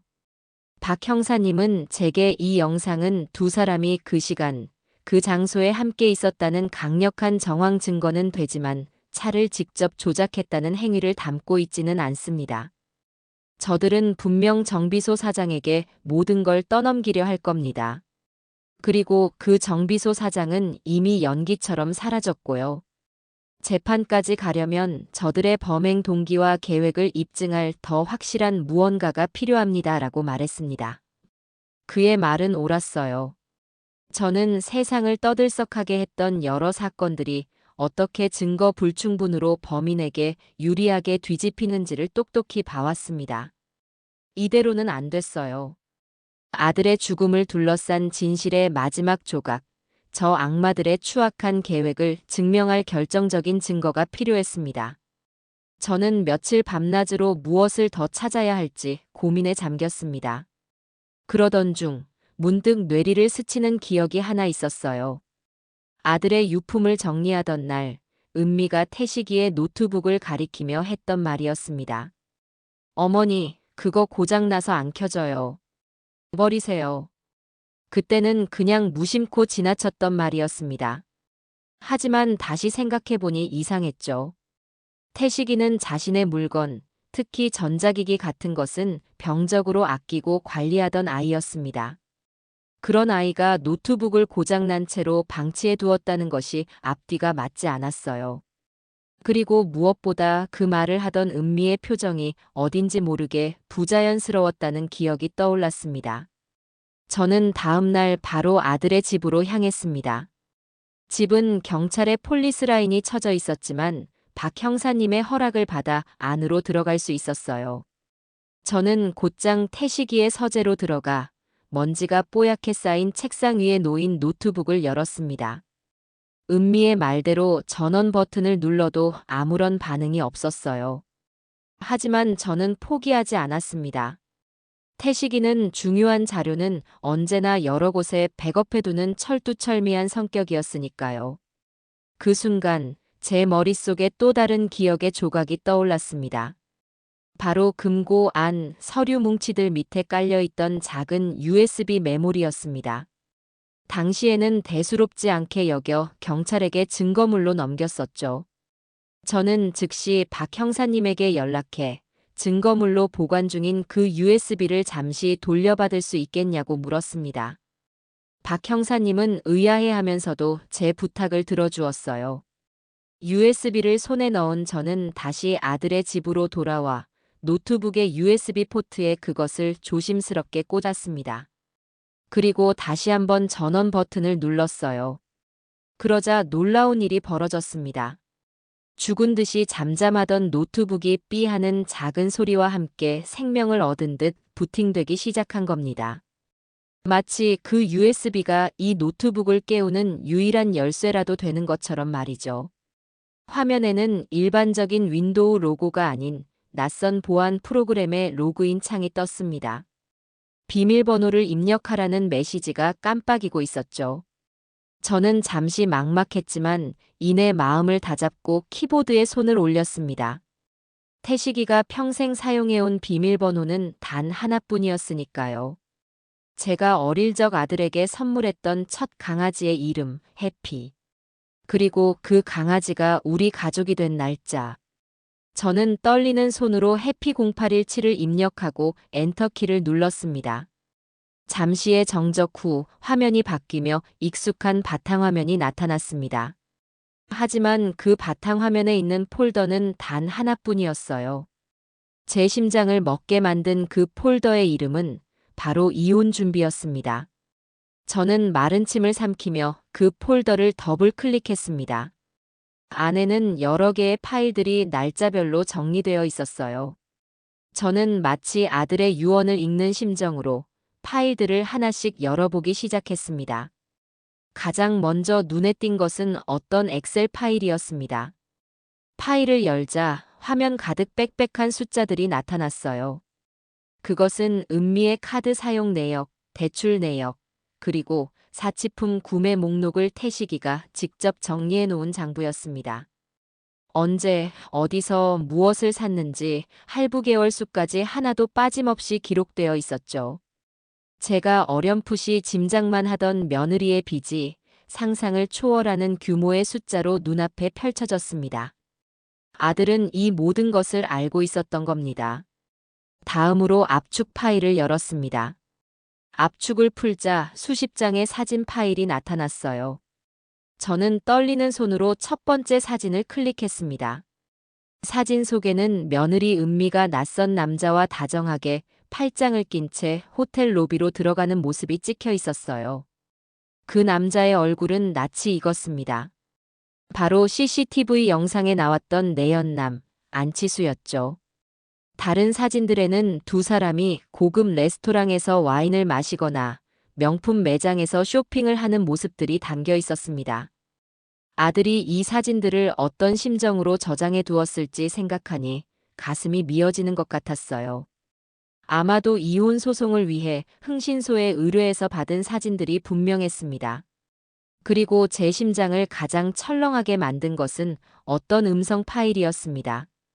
저는 숨을 멈추고 파일을 재생했습니다. 아들의 목소리와 변호사로 추정되는 중년 남성의 목소리가 흘러나왔어요. 변호사님, 그래서 제가 어떻게 해야 할까요? 아내는 자꾸만 빚이 늘어나는데 최근에는 제 이름으로 된 사망보험까지 여러 개 가입한 걸 알게 됐습니다. 솔직히 말씀드리면 요즘은 집에 들어가는 게 무섭습니다. 아내가 저를 보는 눈빛이 예전 같지가 않아요. 마치 제가 죽기라도 바라는 사람처럼요. 아들의 겁에 질린 목소리에 이어 변호사의 낮고 심각한 목소리가 들려왔습니다. 김태식 선생님, 이건 그냥 넘어갈 문제가 아닌 것 같습니다. 부인 되시는 분의 채무 상태나 거액의 사망보험금은 이혼 소송에서도 아주 불리하게 작용할 겁니다. 하지만 그것보다 더 걱정되는 것은 선생님의 신변 안전입니다. 최악의 경우를 생각하셔야 합니다. 지금 가지고 계신 증거들을 안전한 곳에 잘 보관하시고 가능하면 당분간 집을 나와서 따로 지내시는 게 좋겠습니다. 그리고 절대 아내를 자극하지 마세요. 변호사의 경고는 마치 예언처럼 들렸습니다. 아들은 위험을 감지하고 탈출을 준비하고 있었던 겁니다. 하지만 결국 그 탈출에 성공하지 못하고 악마의 손에 희생되고 만 것이었죠. 저는 키보드 위로 굵은 눈물을 뚝뚝 떨어뜨렸습니다. 그리고 마지막으로 제 심장을 갈기갈기 찢어놓은 파일이 남아 있었어요. TOMOM, DOCX라는 이름의 워드 파일이었습니다. 저는 이것이 아들이 제게 남기는 마지막 편지라는 것을 직감했습니다. 떨리는 손으로 파일을 열자 화면 가득 아들의 글씨가 나타났습니다. 사랑하는 엄마에게. 엄마, 이 편지를 읽고 있다면 아마도 저는 더 이상 이 세상에 없겠죠. 엄마에게 이런 짐을 안겨주고 떠나게 되어서 정말 미안해. 못난 아들이라 미안해. 처음에 서은미라는 여자를 만났을 때 저는 정말 행복했어요. 외로웠던 제 삶에 나타난 한 줄기 빛이라고 생각했죠. 엄마의 반대를 무릅쓰고 결혼을 강행했던 거, 지금은 너무나 후회돼. 엄마 말이 다 옳았는데 제가 너무 어리석었어요. 결혼 생활은 지옥이었어. 그녀의 사치와 거짓말은 끝이 없었고 빚은 눈덩이처럼 불어났지. 내가 밤새워 일해서 번 돈은 전부 그녀의 명품과 노름 빚을 갚는 데 쓰였어. 그래도 참았어. 내가 선택한 사람이니까 내가 책임져야 한다고 생각했거든. 그런데 어느 날부터인가 그녀가 나를 보는 눈빛이 달라졌어. 더 이상 남편을 보는 눈이 아니었어. 마치 걸어다니는 돈다발을 보는 듯한 차갑고 섬뜩한 눈이었지. 그리고 나 몰래 내 앞으로 들어놓은 수많은 사망보험들을 발견했을 때 나는 모든 것을 깨달았어. 그녀는 내 죽음을 기다리고 있었던 거야. 엄마, 나 너무 무서워. 매일 밤 그녀가 내 옆에 잠들어 있다는 사실이 소름 끼치게 공포스러워. 그녀가 타주는 커피 한 잔을 마시는 것조차 두려워. 그래서 이 모든 증거들을 모으기 시작했어. 어떻게든 이 지옥에서 탈출해서 다시 엄마 곁으로 돌아가고 싶었어. 엄마가 해준 따뜻한 밥 먹으면서 그냥 예전처럼 평범하게 살고 싶었어. 만약 엄마가 이 글을 읽게 된다면 그건 내가 그녀에게서 벗어나는데 실패했다는 뜻일 거야. 엄마, 부탁이야. 제발 내 죽음의 진실을 밝혀줘. 저 악마 같은 여자가 내 보험금을 타서 다른 남자와 웃으며 행복하게 사는 꼴은 죽어서도 볼 수 없어. 엄마는 강한 사람이니까 할 수 있을 거라고 믿어. 미안해, 엄마. 그리고 세상에서 가장 사랑해. 다음 생에는 꼭 효도하는 아들이 될게. 영원한 엄마 아들, 태식이가. 편지를 다 읽었을 때 저는 더 이상 울음을 참을 수 없었습니다. 노트북을 부서져라 끌어안고 아들의 이름을 부르짖으며 한참을 오열했습니다. 내 아들이 이런 고통 속에서 하루하루를 버텨왔다는 사실을 까맣게 몰랐던 제 자신이 너무나도 원망스러웠습니다. 슬픔과 분노, 미안함이 뒤섞여 심장이 터져버릴 것 같았어요. 한참을 울고 난 뒤 저는 눈물을 닦고 자리에서 일어났습니다. 슬퍼하고만 있을 시간이 없었어요. 이 편지는 아들의 유서이자 제게 내려진 마지막 명령이었습니다. 저는 노트북에 담긴 모든 파일들을 제 USB에 복사했습니다. 이혼 준비 폴더, 재무 기록, 외도 사진, 변호사 상담 녹음, 그리고 아들의 마지막 편지까지. 이것이야말로 서은미의 목에 밧줄을 감을 가장 강력한 증거들이었습니다. 저는 결심했습니다. 단순히 저 여자를 감옥에 보내는 것만으로는 부족하다. 내 아들이 느꼈던 공포와 절망을 저 여자도 똑같이, 아니 그 몇 배로 느끼게 해주리라. 가장 희망에 부풀어 있을 때 가장 깊은 나락으로 떨어뜨리고 가장 안전하다고 생각하는 순간 등 뒤에 비수를 꽂아주리라. 이제부터는 사냥의 시간이었어요. 그리고 저는 그 사냥을 지휘하는 가장 잔인하고 냉정한 사냥꾼이 될 것이었습니다. 아들의 노트북에서 발견한 증거들은 판을 완전히 뒤집어 놓았습니다. 저는 모든 자료를 들고 박 형사님과 담당 검사를 찾아갔습니다. 아들의 마지막 편지와 변호사 상담 녹음 파일을 확인한 그들의 표정은 그 어느 때보다도 심각했어요. 특히 태식이가 죽기 직전 느꼈던 공포와 이혼 및 신변 위협에 대해 구체적으로 대비하고 있었다는 사실은 서은미의 단순 사고 주장을 정면으로 반박하는 결정적인 증거가 되었습니다. 검사는 즉시 안치수에 대한 체포영장을 발부하고 전국에 지명수배를 내렸습니다. 서은미에 대한 압박 수사도 다시 시작되었죠. 하지만 저는 그것만으로는 만족할 수 없었습니다. 저들은 분명 입을 맞추고 서로에게 책임을 떠넘기며 어떻게든 법망을 빠져나가려 할 것이 뻔했어요. 저는 저 둘의 신뢰관계를 뿌리부터 뒤흔들어 스스로 무너지게 만들어야겠다고 생각했습니다. 제 첫 번째 목표는 잠적한 내연남, 안치수였습니다. 경찰이 그를 쫓고 있었지만 사채업과 연관된 전과자답게 꼬리를 잡히지 않고 있었어요. 저는 안치수가 어떤 인물인지 알아내기 위해 태식이의 친구들 중 발이 넓은 친구에게 부탁하여 뒷조사를 시작했습니다. 며칠 뒤 친구에게서 연락이 왔어요. 안치수는 강남의 불법 노름장을 전전하며 생활하는 상습 노름꾼이라는 것이었습니다. 정보를 얻은 저는 곧바로 계획을 세웠습니다. 직접 나서는 것은 위험했기에 저는 믿을 만한 흥신소 직원을 고용했어요. 그리고 그에게 안치수가 자주 출몰하는 노름장에 가서 소문을 하나 퍼뜨려 달라고 의뢰했습니다. 서은미가 이번 사건에서 빠져나가기 위해 초호화 변호인단을 꾸렸다는 소문을 내주세요. 그리고 그 변호사의 전략은 서은미가 안치수에게 지속적으로 협박을 당했으며 이번 사건 역시 안치수가 주도한 일에 어쩔 수 없이 끌려 들어간 피해자라고 주장하는 것이라고요. 서은미가 모든 죄를 안치수에게 뒤집어 씌우고 자기는 동정표를 얻어 집행유예로 풀려날 거라고 아주 구체적으로 퍼뜨려 주세요. 이것은 안치수 같은 인간에게 가장 잘 먹힐 치명적인 거짓말이었습니다. 공범에 대한 불신과 배신감, 그리고 자신만 독박을 쓸 수 있다는 공포심을 자극하는 것이죠. 제 예상대로 소문은 며칠 만에 암흑가에 파다하게 퍼져나갔습니다. 그리고 그 효과는 즉시 나타났어요. 초조해진 것은 서은미 쪽이었습니다. 안치수와 연락이 끊기고 자신에게 모든 죄를 뒤집어 씌울 거라는 소문이 돌자 그녀는 극도의 불안감에 휩싸이기 시작했죠. 결국 그녀는 제게 먼저 연락을 해왔습니다. 모르는 번호로 걸려온 전화를 받자 다급한 은미의 목소리가 들려왔어요. 어머니, 저 은미예요. 우리 만나서 얘기 좀 해요. 제발요. 목소리에는 지난번 저를 찾아와 행패를 부릴 때의 기세는 온데간데 없고 절박함과 초조함만이 가득했습니다. 저는 속으로 쾌재를 불렀지만 겉으로는 아주 차갑고 냉정한 목소리로 대답했어요. 내가 너랑 할 얘기가 뭐가 있지?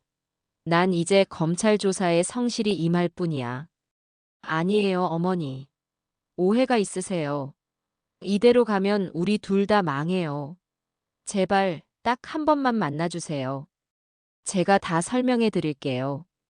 저는 못 이기는 척 그녀의 제안을 받아들였습니다. 사람이 없는 한적한 카페에서 만나기로 약속을 잡았죠. 저는 약속 장소로 가기 전 만반의 준비를 했습니다. 핸드백 안에는 최고 성능의 소형 녹음기를 켜두었고 만일의 사태에 대비해 박 형사님에게도 만나는 시간과 장소를 미리 알려두었습니다. 카페에 먼저 도착해 자리를 잡고 앉아 있으니 곧이어 은미가 초췌한 모습으로 들어왔습니다. 며칠 밤을 샌 사람처럼 얼굴은 푸석했고 명품으로 치장했던 모습은 온데간데 없었어요. 그녀는 제 앞에 앉자마자 다짜고짜 본론부터 꺼냈습니다. 어머니, 우리 이제 그만해요. 제가 잘못했어요. 다 인정할게요. 대신 어머니도 저 좀 도와주셔야겠어요. 돕다니? 내가 뭘 도울 수 있는데? 태식 씨 사망 보험금이요. 그거 나오면 제가 절반, 아니 70%를 어머니께 드릴게요. 그 돈이면 평생 편하게 사실 수 있으실 거예요. 대신 지금이라도 경찰한테 가서 모든 게 오해였다고 제가 아들 잃은 슬픔에 잠시 정신이 이상해져서 며느리를 오해한 거라고 말해주세요. 네. 기가 막혔습니다. 아들의 목숨값을 가지고 저와 흥정을 하려는 그 모습에 역겨움이 치밀어 올랐어요. 하지만 저는 감정을 숨기고 차가운 표정으로 그녀를 떠보았습니다. 돈이라 솔깃한 제안이긴 하구나. 그런데 내가 널 어떻게 믿지? 그리고 너 혼자 한 짓도 아니잖아. 그 안치수라는 남자, 그 남자는 어떡하고? 나중에 그 남자가 풀려나서 나한테 해코지라도 하면 어떡하라고. 이것이 바로 제가 준비한 함정이었습니다. 안치수에 대한 불안감을 자극하여 그녀의 입에서 공범의 존재를 스스로 실토하게 만드는 것. 제 미끼를 은미는 덥석 물었습니다. 그 사람 걱정은 안 하셔도 돼요. 이 모든 건 다 그 사람이 꾸민 일이라고요. 저는 그저 그 사람이 무서워서 시키는 대로 했을 뿐이에요. 차에 손을 댄 것도 그 사람이고 저를 협박해서 보험금을 타내려고 한 것도 다 그놈 짓이라고요. 저는 정말이에요, 어머니. 저는 피해자예요. 아, 그래. 그럼 차를 망가뜨린 건 안치수가 맞다는 거구나. 너는 옆에서 그냥 지켜만 봤고. 저는 확인 사살을 하듯 다시 물었습니다. 그러자 은미는 자신이 무슨 말을 했는지도 깨닫지 못한 채 고개를 미친 듯이 끄덕였습니다. 네, 맞아요. 저는 그냥 옆에만 있었어요. 저는 아무것도 몰라요. 그 순간 은미는 자신의 말이 가진 의미를 깨달았는지 얼굴이 새하얗게 질리며 입을 다물었습니다. 하지만 이미 늦었어요.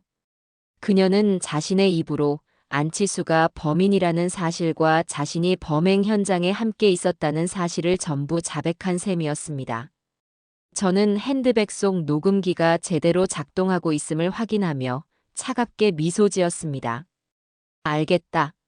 네 말은 잘 알겠으니 일단 생각해보마. 저는 그 말을 남기고 자리에서 일어났습니다. 제가 카페를 빠져나오자마자 기다렸다는 듯 박 형사님에게서 전화가 걸려왔습니다. 어머님, 방금 전 인천공항에서 안치수를 검거했습니다. 가짜 여권으로 밀항을 시도하려던 참이었습니다. 어머님께서 퍼뜨리신 소문이 효과가 있었던 것 같습니다. 서은미에게 배신당하고 혼자 죗값을 치를까봐 두려워서 도망치려던 것 같습니다. 저는 그 소식에 하늘을 향해 감사 기도를 올렸습니다. 그리고 박 형사님에게 말했죠. 형사님, 저에게도 선물이 하나 있습니다. 방금 서은미가 자기 입으로 모든 걸 실토한 녹음 파일입니다. 이제 발뺌은 못할 겁니다. 며칠 뒤 TV 뉴스에서는 안치수가 모든 범행을 자백했다는 소식이 흘러나왔습니다. 그는 경찰 조사에서 서은미가 먼저 거액의 보험금을 타서 노름 빚을 갚고 새 출발을 하자고 유혹했다며 차량 브레이크를 조작하는 등 모든 계획은 서은미가 주도했다고 진술했습니다. 제가 녹음한 파일과 안치수의 자백, 이 두 가지 결정적인 증거 앞에 서은미는 결국 긴급 체포되었습니다. 유치장으로 끌려 들어가는 서은미의 모습이 TV 화면에 잡혔습니다. 그녀는 기자들을 향해 저는 억울해요. 안치수에게 협박당했어요. 라고 울부짖고 있었죠. 그 뻔뻔한 모습을 보며 저는 싸움이 아직 끝나지 않았음을 직감했습니다. 그녀는 분명 법정에서도 저렇게 동정심에 호소하며 자신을 피해자로 둔갑시키려 할 것이었습니다. 저는 그녀의 마지막 발악을, 그녀가 쓰고 있는 그 추악한 위선의 가면을 완벽하게 부숴버릴 마지막 한 방을 준비해야 했습니다. 서은미와 안치수가 구속되고 사건은 검찰로 송치되어 재판 날짜가 잡혔습니다. 모든 증거가 서은미를 주범으로 가리키고 있었지만 그녀는 조금도 반성하는 기미 없이 최후의 발악을 준비하고 있었어요. 그녀의 변호사는 가스라이팅과 그루밍에 의한 심신미약을 주장하고 나섰습니다. 안치수라는 포악한 사채업자에게 지속적으로 정신적, 육체적 지배를 당했으며 그의 협박에 못 이겨 어쩔 수 없이 범행에 가담하게 된 피해자라는 새로운 서사를 만들어낸 것이었죠. 그 전략은 꽤 효과적이었습니다. 일부 언론과 대중은 서은미의 젊고 연약해 보이는 외모에 속아 그녀에게 동정적인 여론을 보내기 시작했어요. 심지어 은미의 부모님은 방송에 나와 눈물로 호소하기까지 했습니다. 저희 딸은 정말 착하고 순한 아이입니다. 저런 흉악한 범죄를 저지를 아이가 절대 아니에요. 나쁜 놈한테 잘못 걸려서 인생을 망친 겁니다. 저희 딸도 피해자입니다. 제발 저희 딸의 억울함을 풀어주세요.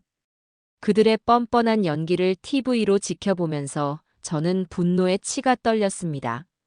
자신의 딸이 저지른 끔찍한 죄는 외면한 채 어떻게든 형량을 줄여보려고 저렇게까지 여론을 조작하는 모습이 역겨웠어요. 내 아들은 차가운 땅 속에 묻혀 있는데 저들은 어떻게든 자기 딸을 구해내려고 발버둥 치고 있었죠. 저는 이대로 재판을 맞을 수는 없다고 생각했습니다. 서은미가 조종당한 피해자가 아니라 이 모든 것을 계획하고 지휘한 냉혈한 주모자라는 사실을 만천하에 증명해야만 했어요. 그녀의 위선적인 가면을 산산조각 낼 그 어떤 변명도 통하지 않을 결정적인 한 방이 필요했습니다. 무엇이 있을까? 저는 며칠 밤낮으로 아들이 남긴 노트북과 서류들을 다시 훑어보았습니다. 그러다 아들의 마지막 편지 속 한 구절이 제 눈에 들어왔습니다. 엄마, 그녀가 나를 보는 눈빛이 달라졌어. 그녀가 타주는 커피 한 잔을 마시는 것조차 두려워. 커피. 문득 아들이 사고를 당하던 그날 아침의 일이 떠올랐습니다. 그날은 태식이가 중요한 프레젠테이션이 있다며 평소보다 일찍 집을 나섰던 날이었어요. 그리고 아들의 편지에는 이런 구절도 있었습니다. 그녀는 오늘따라 이상할 정도로 친절했어. 아침 일찍 일어나 내가 좋아하는 반찬들로 밥을 차려주고 출근하는 길에 마시라며 텀블러에 커피까지 직접 타줬지. 그땐 그게 마지막 배웅인 줄도 모르고. 그 순간 제 머릿속에 번개 같은 섬광이 스쳐 지나갔습니다. 아파트 주차장. 아들이 떠나던 마지막 순간을 담고 있을 아파트 주차장의 CCTV. 저는 곧바로 박 형사님에게 연락했습니다. 형사님, 부탁이 있습니다. 아들 내외가 살던 아파트의 주차장 CCTV를 확보해 주실 수 있을까요? 사고 당일 아침 시간대의 영상이 필요합니다. 주차장 CCTV 말입니까? 하지만 이미 시간이 너무 많이 지나서 영상이 남아있을지 모르겠습니다. 보통 한 달 정도 지나면 자동으로 삭제되는데요. 그래도 한번 확인해 주세요. 제발요. 거기에 분명 무언가가 있을 겁니다. 제 간절한 부탁에 박 형사님은 관리사무소에 협조를 요청해 보겠다고 했습니다. 며칠 뒤 초조하게 결과를 기다리던 제게 기적 같은 소식이 들려왔어요. 다행히 해당 아파트는 보안상의 이유로 CCTV 영상을 석 달간 보관하고 있었고 경찰이 공식적으로 요청하여 사고 당일의 영상을 무사히 확보했다는 것이었습니다.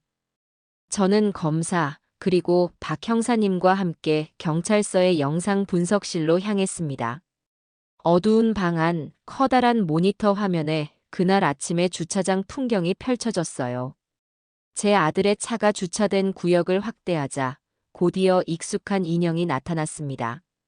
제 아들 태식이었습니다. 태식이는 차에 시동을 걸고 잠시 무언가를 기다리는 듯 했어요. 바로 그때 아파트 공동 현관에서 서은미가 종종 걸음으로 달려나왔습니다. 그녀의 손에는 은색 텀블러가 들려 있었어요. 그녀는 조수석 창문을 두드렸고 창문이 열리자 세상을 다 가진 듯 환한 미소를 지으며 태식이에게 터블러를 건넸습니다. 여보, 이거 깜빡했네. 운전하면서 마셔요. 오늘 발표 잘하고 와. 영상에는 소리가 담겨 있지 않았지만 입모양만으로도 충분히 알 수 있었어요. 그녀는 태식이의 볼에 가볍게 입을 맞추기까지 했습니다. 누가 봐도 남편의 성공을 기원하는 사랑스러운 아내의 모습이었죠. 태식이는 희미하게 웃으며 텀블러를 받아들고는 손을 흔들며 주차장을 빠져나갔습니다. 여기까지만 보면 그녀의 변호사가 주장하는 인꼬 부부의 모습 그대로였습니다. 박 형사님과 검사도 의아한 표정으로 저를 쳐다보았어요. 저는 아무 말 없이 화면을 계속 지켜보라고 손짓했습니다. 그리고 바로 그 순간 제 심장을 멈추게 한 장면이 나타났습니다. 아들의 차가 완전히 시야에서 사라지자마자 방금 전까지 천사처럼 웃고 있던 서은미의 얼굴에서 미소가 거짓말처럼 사라졌습니다. 표정이 사라진 수준이 아니었어요. 그녀의 얼굴은 순식간에 인간의 감정이라고는 찾아볼 수 없는 차갑고 딱딱한 마네킹 같은 얼굴로 변했습니다. 사랑스러움과 걱정이 가득했던 눈빛은 온데간데 없이 사라지고 그 자리에는 섬뜩할 정도의 무감각과 경멸, 그리고 희미한 조소가 어려 있었죠. 그녀는 마치 더러운 것을 만졌다는 듯 손을 한번 툭 털어내고는 자신의 손목시계를 차갑게 내려다보았습니다. 그리고는 아무 일도 없었다는 듯 얼음처럼 차가운 표정으로 몸을 돌려 아파트 안으로 유유히 사라졌습니다. 그 표정의 변화는 불과 1초도 걸리지 않았어요. 마치 가면을 바꿔 쓰듯이 순식간에 벌어진 일이었습니다. 영상 분석실 안에는 무거운 침묵이 흘렀습니다. 그녀의 변호사가 100마디 말로 쌓아 올린 피해자라는 이미지가 소리도 없이 완벽하게 무너져 내리는 순간이었죠. 저것은 협박당하는 피해자의 얼굴이 아니었습니다. 저것은 방금 전까지 천사의 가면을 쓰고 남편을 배웅하던 지옥의 가장 깊은 곳에서 올라온 악마의 진짜 얼굴이었습니다. 검사는 낮은 탄식과 함께 욕설을 내뱉었고 박 형사님은 고개를 절레절레 저으며 말했습니다. 끝났군요. 이 영상 하나면 배심원들 그 누구도 저 여자를 피해자라고 생각하지 않을 겁니다. 소름이 끼치는군요. 저는 말없이 모니터 속 얼음처럼 차가운 표정으로 굳어버린 며느리의 얼굴을 보고 있었습니다. 태시가 보이니? 엄마가 드디어 찾아냈어. 네가 마지막으로 본 저 여자의 진짜 얼굴을 엄마가 찾아냈단다. 이제 더 이상 저 악마가 네 죽음을 모욕하고 자신의 죄를 감추기 위해 거짓 눈물을 흘리는 일은 없을 거야. 저는 검사를 향해 돌아보며 말했습니다. 이 영상, 재판 최후 변론이 끝나고 배심원들이 최종 평결을 내리기 바로 직전에 공개해 주십시오. 저 여자가 가장 간절하게 자신의 결백을 주장하며 눈물로 동정을 호소할 때 가장 극적인 순간에 이 영상을 틀어주세요. 저 위선자의 가면을 대한민국 모든 국민이 보는 앞에서 벗겨주십시오. 검사는 제 눈을 똑바로 바라보며 굳은 표정으로 고개를 끄덕였습니다. 어머님, 걱정하지 마십시오. 제가 반드시 그렇게 만들겠습니다. 법이 정의를 위해 무엇을 할 수 있는지 똑똑히 보여드리겠습니다. 저는 영상 분석실을 나오며 차가운 복수심으로 불타오르는 제 자신을 느꼈습니다. 전쟁은 끝났어요. 이제 남은 것은 저 악마에게 내려질 비참하고 처절한 심판을 제 눈으로 똑똑히 지켜보는 일뿐이었습니다. 드디어 심판의 날이 밝았어요. 재판이 열리는 법원 앞은 동이 트기도 전부터 수많은 취재진과 카메라를 든 유튜버들, 그리고 이 떠들썩한 재판을 직접 보려는 사람들로 거대한 시장을 이루고 있었습니다. 제 아들의 사건은 언론이 붙인 악녀 며느리의 수십억 보험금과 남편 의문사 미스터리라는 자극적인 이름으로 연일 신문과 방송의 헤드라인을 장식하고 있었어요. 온 국민의 관심이 이 차가운 법정 안으로 핏줄처럼 모여들고 있었죠. 저는 수백 대의 카메라가 터뜨리는 불빛의 파도 속을 등대처럼 묵묵히 헤치며 법원 안으로 들어섰습니다. 제 등 뒤에서는 은미의 부모가 돈으로 사주한 것이 분명한 사람들이 제 얼굴 사진이 박힌 피켓을 흔들며 악을 쓰고 있었어요. 아들 유산 가로채고 며느리에게 누명 씌운다. 악마 시어머니 서민자를 구속하라. 저들의 저열한 외침은 잠시 후 법정 안에서 밝혀질 압도적인 진실 앞에서 먼지처럼 흩어질 공허한 소음일 뿐이었습니다. 저는 단 한순간도 뒤돌아보거나 흔들리지 않았습니다. 법정 안의 공기는 마치 칼날처럼 서늘하고 무거웠습니다. 방청석은 발 디딜 틈 하나 없이 꽉 차 있었고 그 수많은 사람들의 시선은 모두 피고인석에 나란히 앉아있는 서은미와 안치수에게로 향해 있었죠. 안치수는 모든 것을 포기한 듯 헝클어진 머리를 하고 고개를 푹 숙인 채 바닥만 내려다보고 있었지만 서은미는 정반대였습니다. 그녀는 일부러 더 초라해 보이려는 듯 몸에 맞지 않는 헐렁한 하얀 원피스에 화장기 하나 없는 창백한 얼굴로 앉아 있었어요. 금방이라도 부서질 듯 가녀린 모습으로 때때로 하얀 손수건으로 눈가를 훔치는 그 모습은 영락없이 포악한 남자에게 모든 것을 빼앗기고 조종당한 비운의 여인 그 자체였죠. 그 가증스럽고 역겨운 연기에 저는 속으로 차가운 냉소를 삼켰습니다. 어디 그 연기가 언제까지 갈지 한번 보자꾸나. 재판이 시작되고 검사의 모두 진술이 끝나자 곧바로 증인 신문이 시작되었습니다. 첫 번째 증인으로 호명된 것은 내연남 안치수였어요. 교도관에게 이끌려 증인석에 선 그는 검사의 질문에 마치 기다렸다는 듯 막힘없이 모든 것을 털어놓기 시작했습니다. 증인은 피고인 서은미와 어떤 관계였습니까? 사랑하는 사이였습니다. 결혼 전부터 그리고 결혼 후에도 계속 만났습니다. 이번 사건 계획은 누가 먼저 제안했습니까? 똑바로 대답하세요. 안치수는 잠시 망설이다.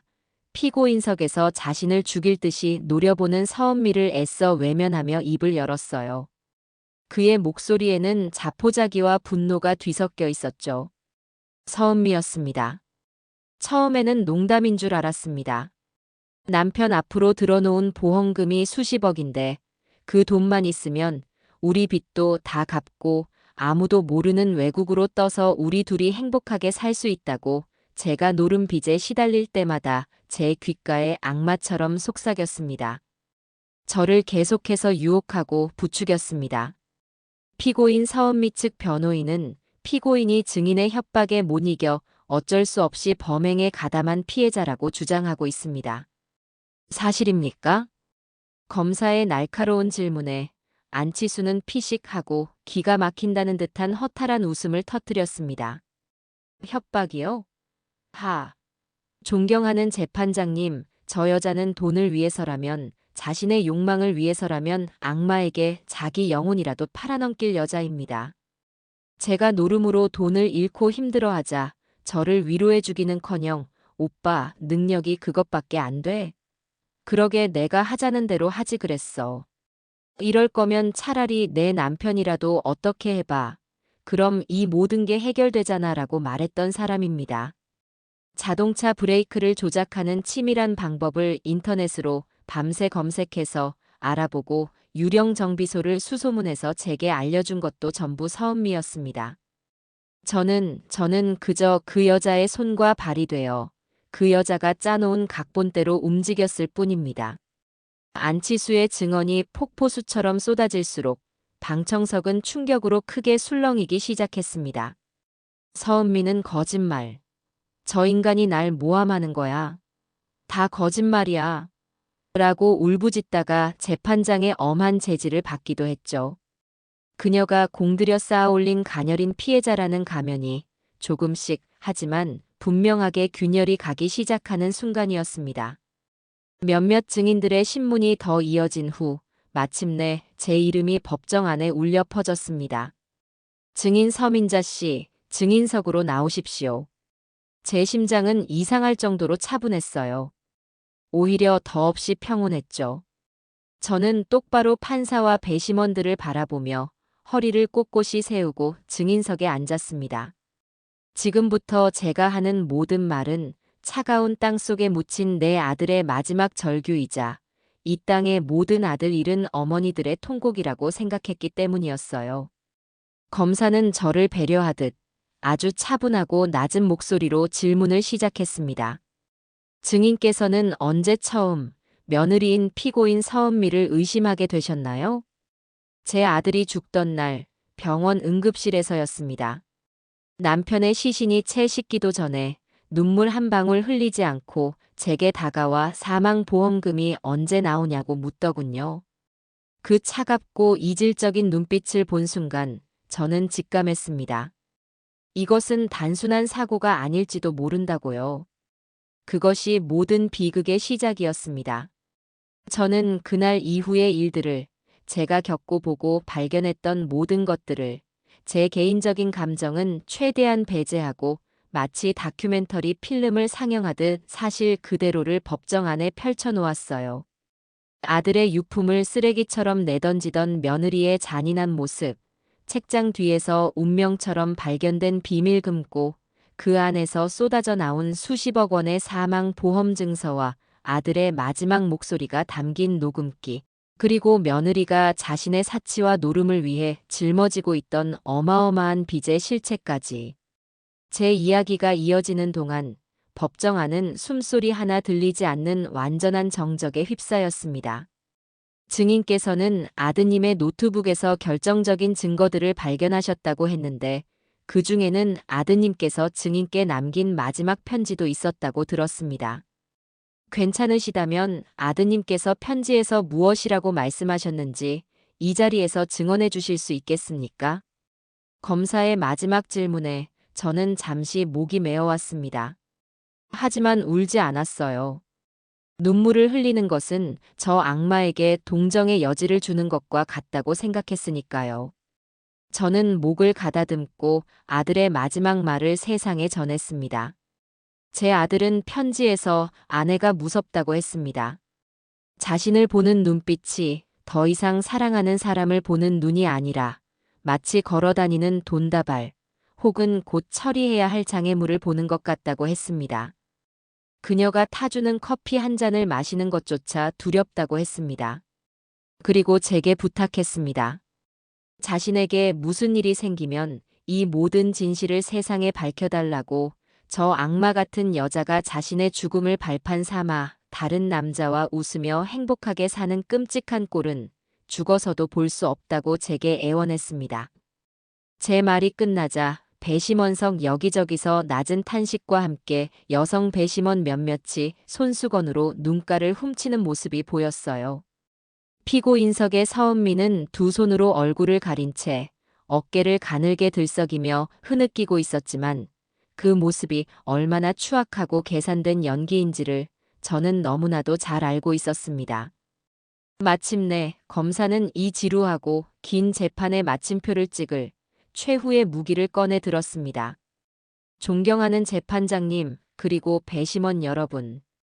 피고인 서은미 측이 주장하는 불행한 피해자라는 프레임이 얼마나 허무맹랑하고 기만적인 거짓말인지 단 하나의 영상으로 입증하겠습니다.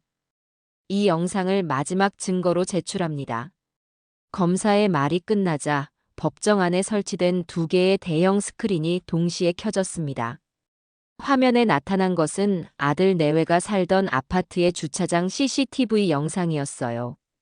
사고 당일 아침, 태식이가 마지막으로 집을 나서던 바로 그 순간이었죠. 화면 속에서 서은미는 세상에서 가장 사랑스럽고 다정한 아내의 얼굴로 출근하는 남편에게 달려가 웃으며 커피가 담긴 텀블러를 건네고 그의 볼에 사랑이 가득 담긴 입맞춤을 했습니다. 그녀의 변호사는 만족스러운 미소를 지으며 판사와 배심원들을 쳐다보았죠. 저 모습이야말로 자신들의 주장을 뒷받침하는 가장 완벽한 증거라고 생각했을 겁니다. 하지만 그 변호사의 미소는 그리 오래가지 못했어요. 아들의 차가 주차장 코너를 돌아 완전히 시야에서 사라지는 바로 그 순간, 서은미의 얼굴에서 모든 표정이 마치 물감이 씻겨나가듯 증발해버리는 장면이 화면 가득 초고화질로 클로즈업 되었습니다. 천사 같던 미소와 사랑스러움은 온데간데 없이 사라지고 그 자리에는 인간의 감정이라고는 단일도 찾아볼 수 없는 차갑고 딱딱한 경멸과 냉소, 그리고 희미한 안도감마저 뒤섞인 섬뜩한 무표정만이 남아 있었죠. 그 지옥과 천국을 오가는 표정의 변화는 불과 1초도 걸리지 않았어요. 마치 연극이 끝난 배우가 무대 뒤에서 가면을 벗어 던지듯이 너무나도 자연스럽고 그래서 더 소름 끼치게 벌어진 일이었습니다. 방청석에 누군가가 짧은 비명을 내뱉었고 그 소리를 신호탄으로 법정은 거대한 충격의 도가니에 빠졌습니다.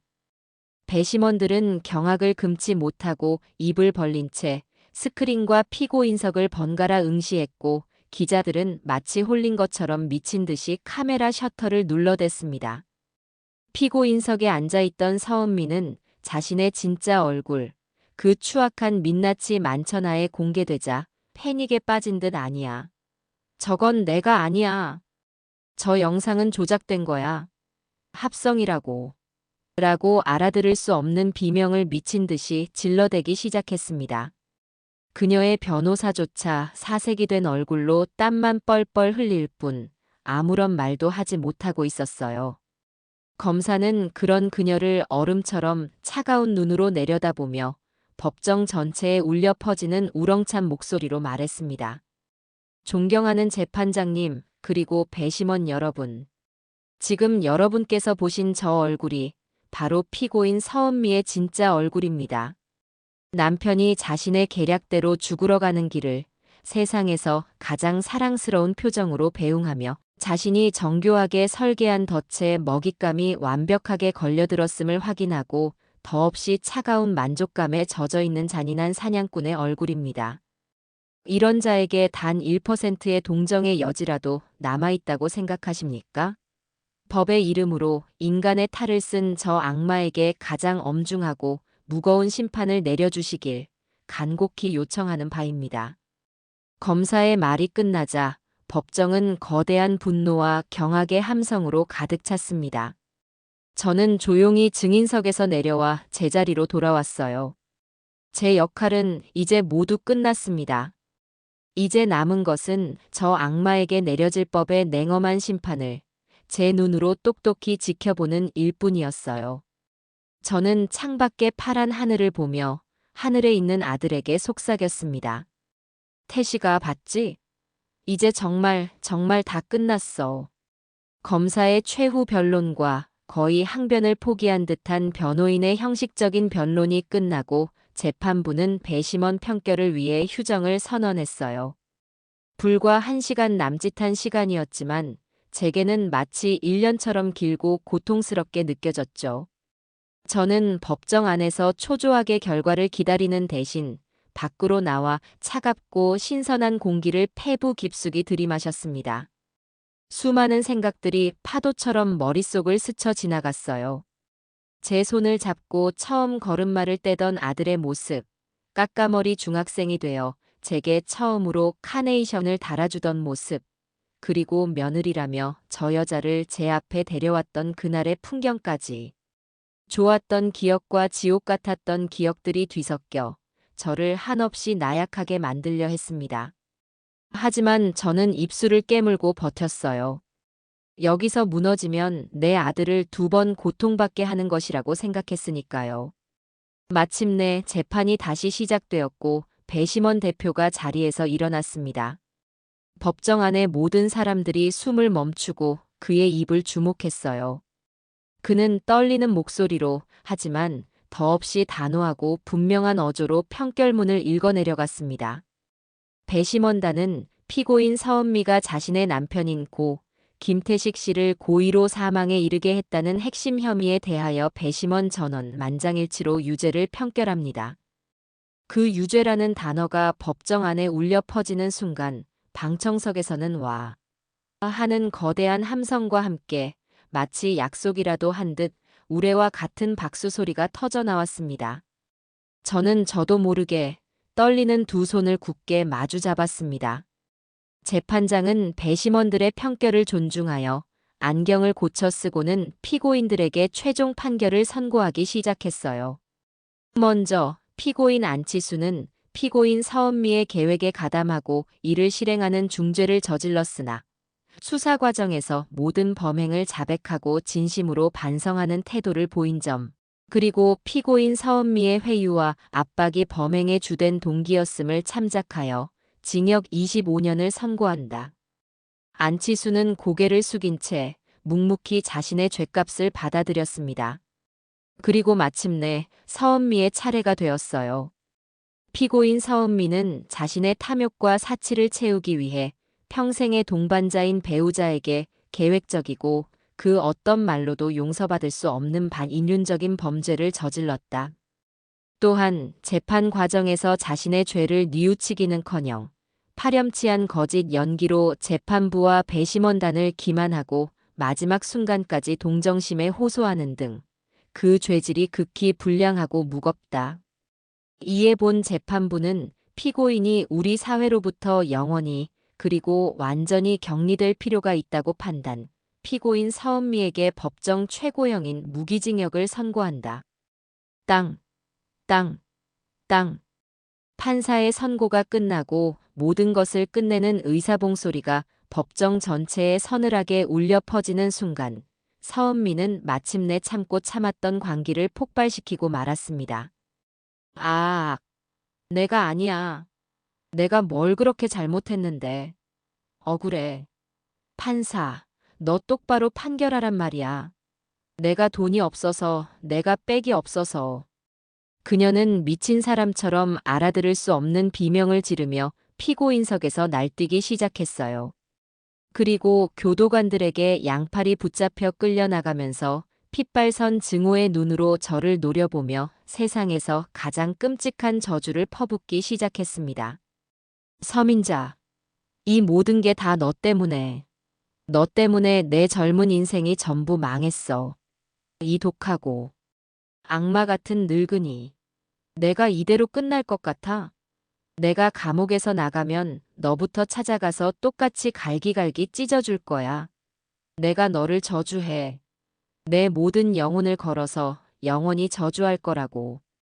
방청석의 모든 사람들이 그녀의 끔찍하고 추악한 모습에 경악을 금치 못했습니다. 하지만 저는 그 어떤 표정도 짓지 않았어요.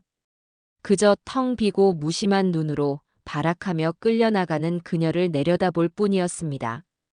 더 이상 그녀는 제게 아무런 영향도 주지 못했어요. 그녀는 그저 자신의 죄의 무게에 짓눌려 스스로 무너져 내리는 한낱 가엾고 비참한 범죄자에 불과했습니다.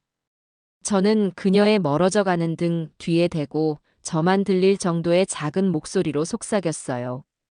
내 아들이 잠시 머물렀던 그 지옥에서 너는 이제 평생을 살아보렴. 그리고는 미련 없이 단 한 줌의 미련도 없이 몸을 돌려 법정 밖으로 걸어 나왔습니다. 법원 계단을 내려오자 이번에는 은미의 부모가 제 앞을 가로막았습니다. 그들은 제게 달려들어 옷자락을 붙잡고 땅바닥에 주저앉아 울부짖었어요. 당신 때문에 우리 귀한 딸 인생이 끝장나고 말았어. 당신이 우리 착한 딸한테 억울한 누명을 씌워서 저 꼴로 만든 거야. 이 독하고 모진 여자. 어떻게 어린애한테 이럴 수가 있어. 당신이 처음부터 우리 애를 구박하지만 않았어도 이런 일은 없었을 거야. 당신이 원하는 게 결국 돈이었으면 말을 하지 그랬어. 우리 딸 인생을 망가뜨리고 나니 이제 만족해? 저는 그들의 손을 벌레 떼어내듯 차갑게 뿌리쳤습니다. 그리고 그들의 눈을 똑바로 쳐다보며 제 마음속에 남아있던 마지막 분노와 경멸을 남김없이 쏟아냈어요. 내 아들을 죽인 건 당신들이 그렇게 돈만 밝히는 괴물로 키운 당신들의 딸입니다. 내게 와서 울고불고 매달릴 시간에 당신들이 애지중지 키운 딸이 왜 그런 끔찍한 악마가 되었는지 당신들의 잘못된 교육 방식부터 처절하게 반성하세요. 그리고 다시는 내 눈앞에 나타나지 마십시오. 당신들을 보니 서은미가 왜 그런 괴물이 되었는지 이제야 똑똑히 알 것 같군요. 제 얼음장 같은 말에 그들은 더 이상 아무런 말도 하지 못하고 그 자리에 주저앉아 통곡했습니다. 저는 더 이상 그들을 상대할 가치조차 느끼지 못하고 저를 기다리던 박진우 형사님과 변호사에게 가볍게 목례를 한 뒤인 택시를 타고 그 지옥 같았던 장소를 완전히 떠났습니다. 모든 것이 끝난 후 저는 한동안 텅 빈 집에서 멍하니 시간을 보냈어요. 그리고 얼마 뒤 아들의 사망보험금이 제 통장으로 입금되었습니다. 제가 평생 만져보지도 못할 만큼, 보통 사람들은 상상도 못할 만큼 거액의 돈이었죠. 하지만 제게 그 돈은 아들의 피와 살, 그리고 고통과 바꾼 더러운 돈처럼 느껴져 단 한 푼도 제 자신을 위해 쓰고 싶지 않았습니다. 저는 가장 먼저 그 돈으로 아들의 이름으로 남아있던 모든 대출과 빚을 깨끗하게 청산했습니다. 그리고 변호사를 통해 며느리 서은미가 이곳저곳에서 끌어다 쓴 사채 빚까지 전부 갚아주었어요. 더러운 인연의 찌꺼기마저 제 아들의 이름 옆에 남겨두고 싶지 않았기 때문입니다. 그리고 남은 돈으로는 제 아들의 이름으로 된 장학재단을 설립하기로 결심했어요. 김태식 장학재단. 아들처럼 성실하고 마음은 착하지만 어려운 가정 형편 때문에 자신의 꿈을 마음껏 펼치지 못하는 학생들을 돕는 재단이었죠. 제 아들의 비극적인 죽음이 누군가에게는 새로운 희망의 씨앗과 걸음이 되기를 간절히 바라는 마음에서였습니다. 재단 설립 서류에 제 도장을 찍던 날, 저는 비로소 지난 몇 달간 제 심장을 짓누르던 무거운 돌덩이가 조금은 가벼워지는 것을 느낄 수 있었습니다. 악연을 청산하고 아들의 이름으로 의미 있는 일을 시작하고 나니, 이제 정말 이 지긋지긋한 과거의 그림자로부터 이별할 시간이라는 생각이 들었어요. 저는 아들과의 행복했던 추억이 담긴 이 집, 그리고 제 남은 인생을 보냈던 정든 집을 모두 처분하기로 결심했습니다. 완전히 새로운 곳에서 새로운 삶을 시작하기 위해서였죠. 이삿짐을 정리하던 중 낡은 앨범 속에서 유치원 졸업식 날 학사모를 쓰고 환하게 웃고 있는 아들의 사진을 발견했습니다. 저는 그 사진을 가슴에 품고 조용히 속삭였어요. 태식아, 이제 엄마도 헐헐 날아볼게. 엄마의 남은 인생, 하늘에서 응원해줘야 한다. 알았지? 모든 것을 정리한 저는 평생의 소원이었던 바닷가 작은 마을로 이사했어요. 제가 새로 자리 잡은 곳은 창문을 열면 탁 트인 동해 바다가 파노라마처럼 한눈에 들어오는 언덕 위의 아담하고 예쁜 집이었죠. 도시의 시끄러운 소음과 저를 괴롭혔던 악몽 같던 기억들을 모두 뒤로 하고 저는 매일 밤 파도 소리를 자장가 삼아 잠이 들고 아침이면 끼룩거리는 갈매기 소리에 눈을 뜨는 꿈처럼 평온한 일상을 시작했습니다. 아침에 일어나면 아무도 없는 해변을 따라 1시간쯤 맨발로 산책을 하고 오후에는 집 앞 작은 정원에 텃밭을 가꾸며 시간을 보냈어요. 방울토마토를 심고 깻잎을 기르고 흙을 만지며 햇볕 아래에서 땀을 흘리는 동안 제 마음속에 깊고 날카롭게 패여있던 상처들이 마치 바닷물에 닳아 둥그러진 조약돌처럼 조금씩 부드러워지는 것을 느꼈죠. 주말이면 김태식 장학재단에서 온 편지들을 읽는 것이 제게는 가장 큰 기쁨이자 새로운 낙이 되었습니다. 존경하는 서민자 이사장님께. 안녕하세요, 이사장님. 저는 이번에 김태식 장학재단 1기 장학생으로 선발된 의예과 1학년 이수진이라고 합니다. 어려운 가정 형편에 꿈이었던 의사의 길을 포기해야 할지도 모른다고 생각하며 매일 밤 울며 기도했는데 이사장님과 김태식 선배님 덕분에 이제는 등록금 걱정 없이 제가 그토록 원하던 사람을 살리는 공부에만 매진할 수 있게 되었습니다. 저도 나중에 꼭 하늘에 계신 김태식 선배님처럼 그리고 이사장님처럼 아픈 사람들의 몸과 마음을 함께 치유해주는 따뜻한 의사가 되겠습니다. 이 은혜 평생 잊지 않겠습니다. 정말 정말 감사합니다. 삐뚤빼뚤하지만 그 어떤 글씨보다도 따뜻하고 진심이 담긴 학생들의 편지를 읽을 때면 제 아들이 마치 그 학생들의 모습으로 다시 제 곁에서 살아 숨 쉬는 것 같은 착각에 빠지곤 했어요. 아들의 억울한 죽음이 남긴 절망의 잿더미 속에서 이토록 푸르고 싱그러운 희망의 새싹들이 돋아나고 있다는 사실이 제게는 그 어떤 비싼 약보다도 더 큰 위로와 치유가 되었습니다. 그렇게 강물처럼 평온한 나날을 보내던 어느 날, 제게 낯설고 불길한 편지 한 통이 배달되었습니다. 발신지를 확인한 순간 제 심장이 잠시 멎는 듯 했어요. 청주 여자교도소에서 온 편지였습니다. 보낸 사람의 이름은 당연하게도 서은미. 저는 잠시 그 편지를 손에 든 채 한참을 망설였습니다. 저 안에는 또 어떤 끔찍한 저주와 악담이 뱀처럼 꿈틀거리고 있을까? 굳이 이 편지를 열어서 제가 겨우 되찾은 이 평온을 깨뜨릴 필요가 있을까 싶었죠. 하지만 저는 이내 마음을 고쳐먹었습니다. 이것이야말로 제가 정말로 과거의 그 지옥에서 완전히 벗어났는지를 확인하는 제 스스로에게 내리는 마지막 시험이 될 거라고 생각했어요. 저는 깊은 심호흡을 한번 하고 편지 봉투를 뜯었습니다. 예상대로 편지지에는 빼곡하게 들어찬 증오와 분노, 그리고 저주로 가득한 글씨가 마치 살아있는 벌레처럼 꿈틀거리고 있었어요. 용서를 구하거나 반성하는 내용은 단 한 줄, 아니 단 한 글자도 찾아볼 수 없었습니다. 서민자, 너는 지금쯤 그 더러운 돈으로 바닷가 좋은 집에서 두 발 뻗고 편히 자겠지. 하지만 나는 이 춥고 더러운 감옥에서 매일 밤 너를 씹어먹으며 잠이 들어. 너 때문에, 이 악마 같은 너 때문에 내 꽃 같은 인생은 완전히 끝났어. 하지만 너도 영원히 행복할 수 있을 거라고 생각하지 마. 내가 이대로 끝날 것 같아? 내가 여기서 나가든 혹은 죽어서 원혼이 되어서라도 반드시 너를 찾아갈 거야. 너를 똑같이 내가 겪은 이 고통의 구렁텅이에 쳐넣고 말겠어. 두고 봐.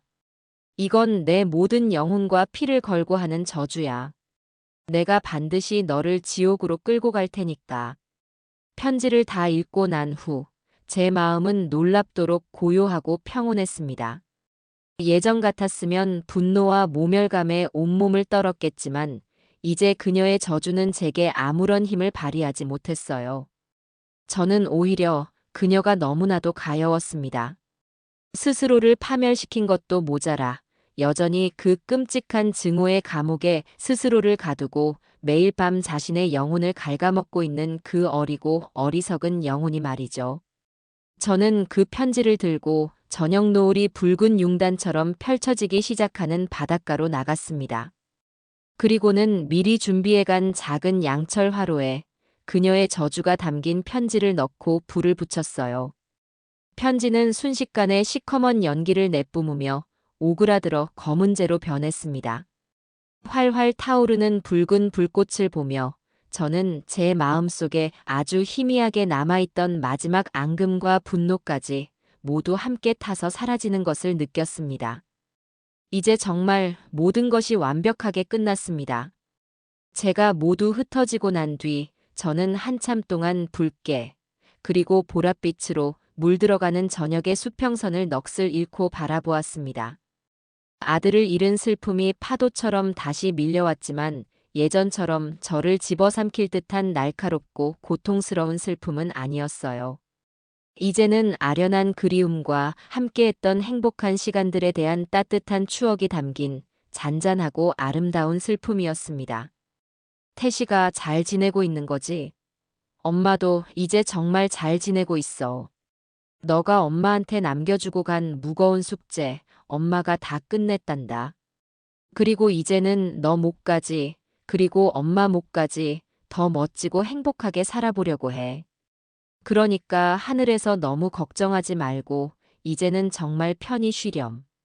사랑한다, 내 아들. 제 혼잣말에 대답이라도 하듯 커다란 갈매기 한 마리가 제 머리 위를 한 바퀴 유유히 맴돌다 붉게 타오르는 수평선 너머로 힘차게 날아갔습니다. 마치 모든 굴레를 벗어던지고 자유로워진 제 아들의 영혼처럼 보였어요. 저는 자리에서 일어나 소박하지만 따뜻한 저녁 식사가 기다리는 제 집으로 향했습니다.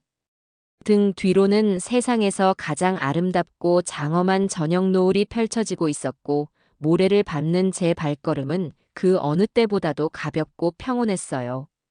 내일은 또 내일의 태양이 떠오를 겁니다. 제 가슴 한쪽에 아들을 묻은 시린 슬픔은 아마 평생 사라지지 않겠지만 저는 이제 그 슬픔에 짓눌려 살지 않을 거예요. 아들의 이름으로 피어난 수많은 희망들을 정성껏 가꾸고 제게 주어진 하루하루를 감사히 여기며 그 누구보다도 꿋꿋하고 우아하게 살아갈 것입니다. 그것이야말로 먼저 떠나간 내 사랑하는 아들을 위한 가장 완벽한 위로이자 제게 남겨진 삶의 가장 소중한 이유일 테니까요.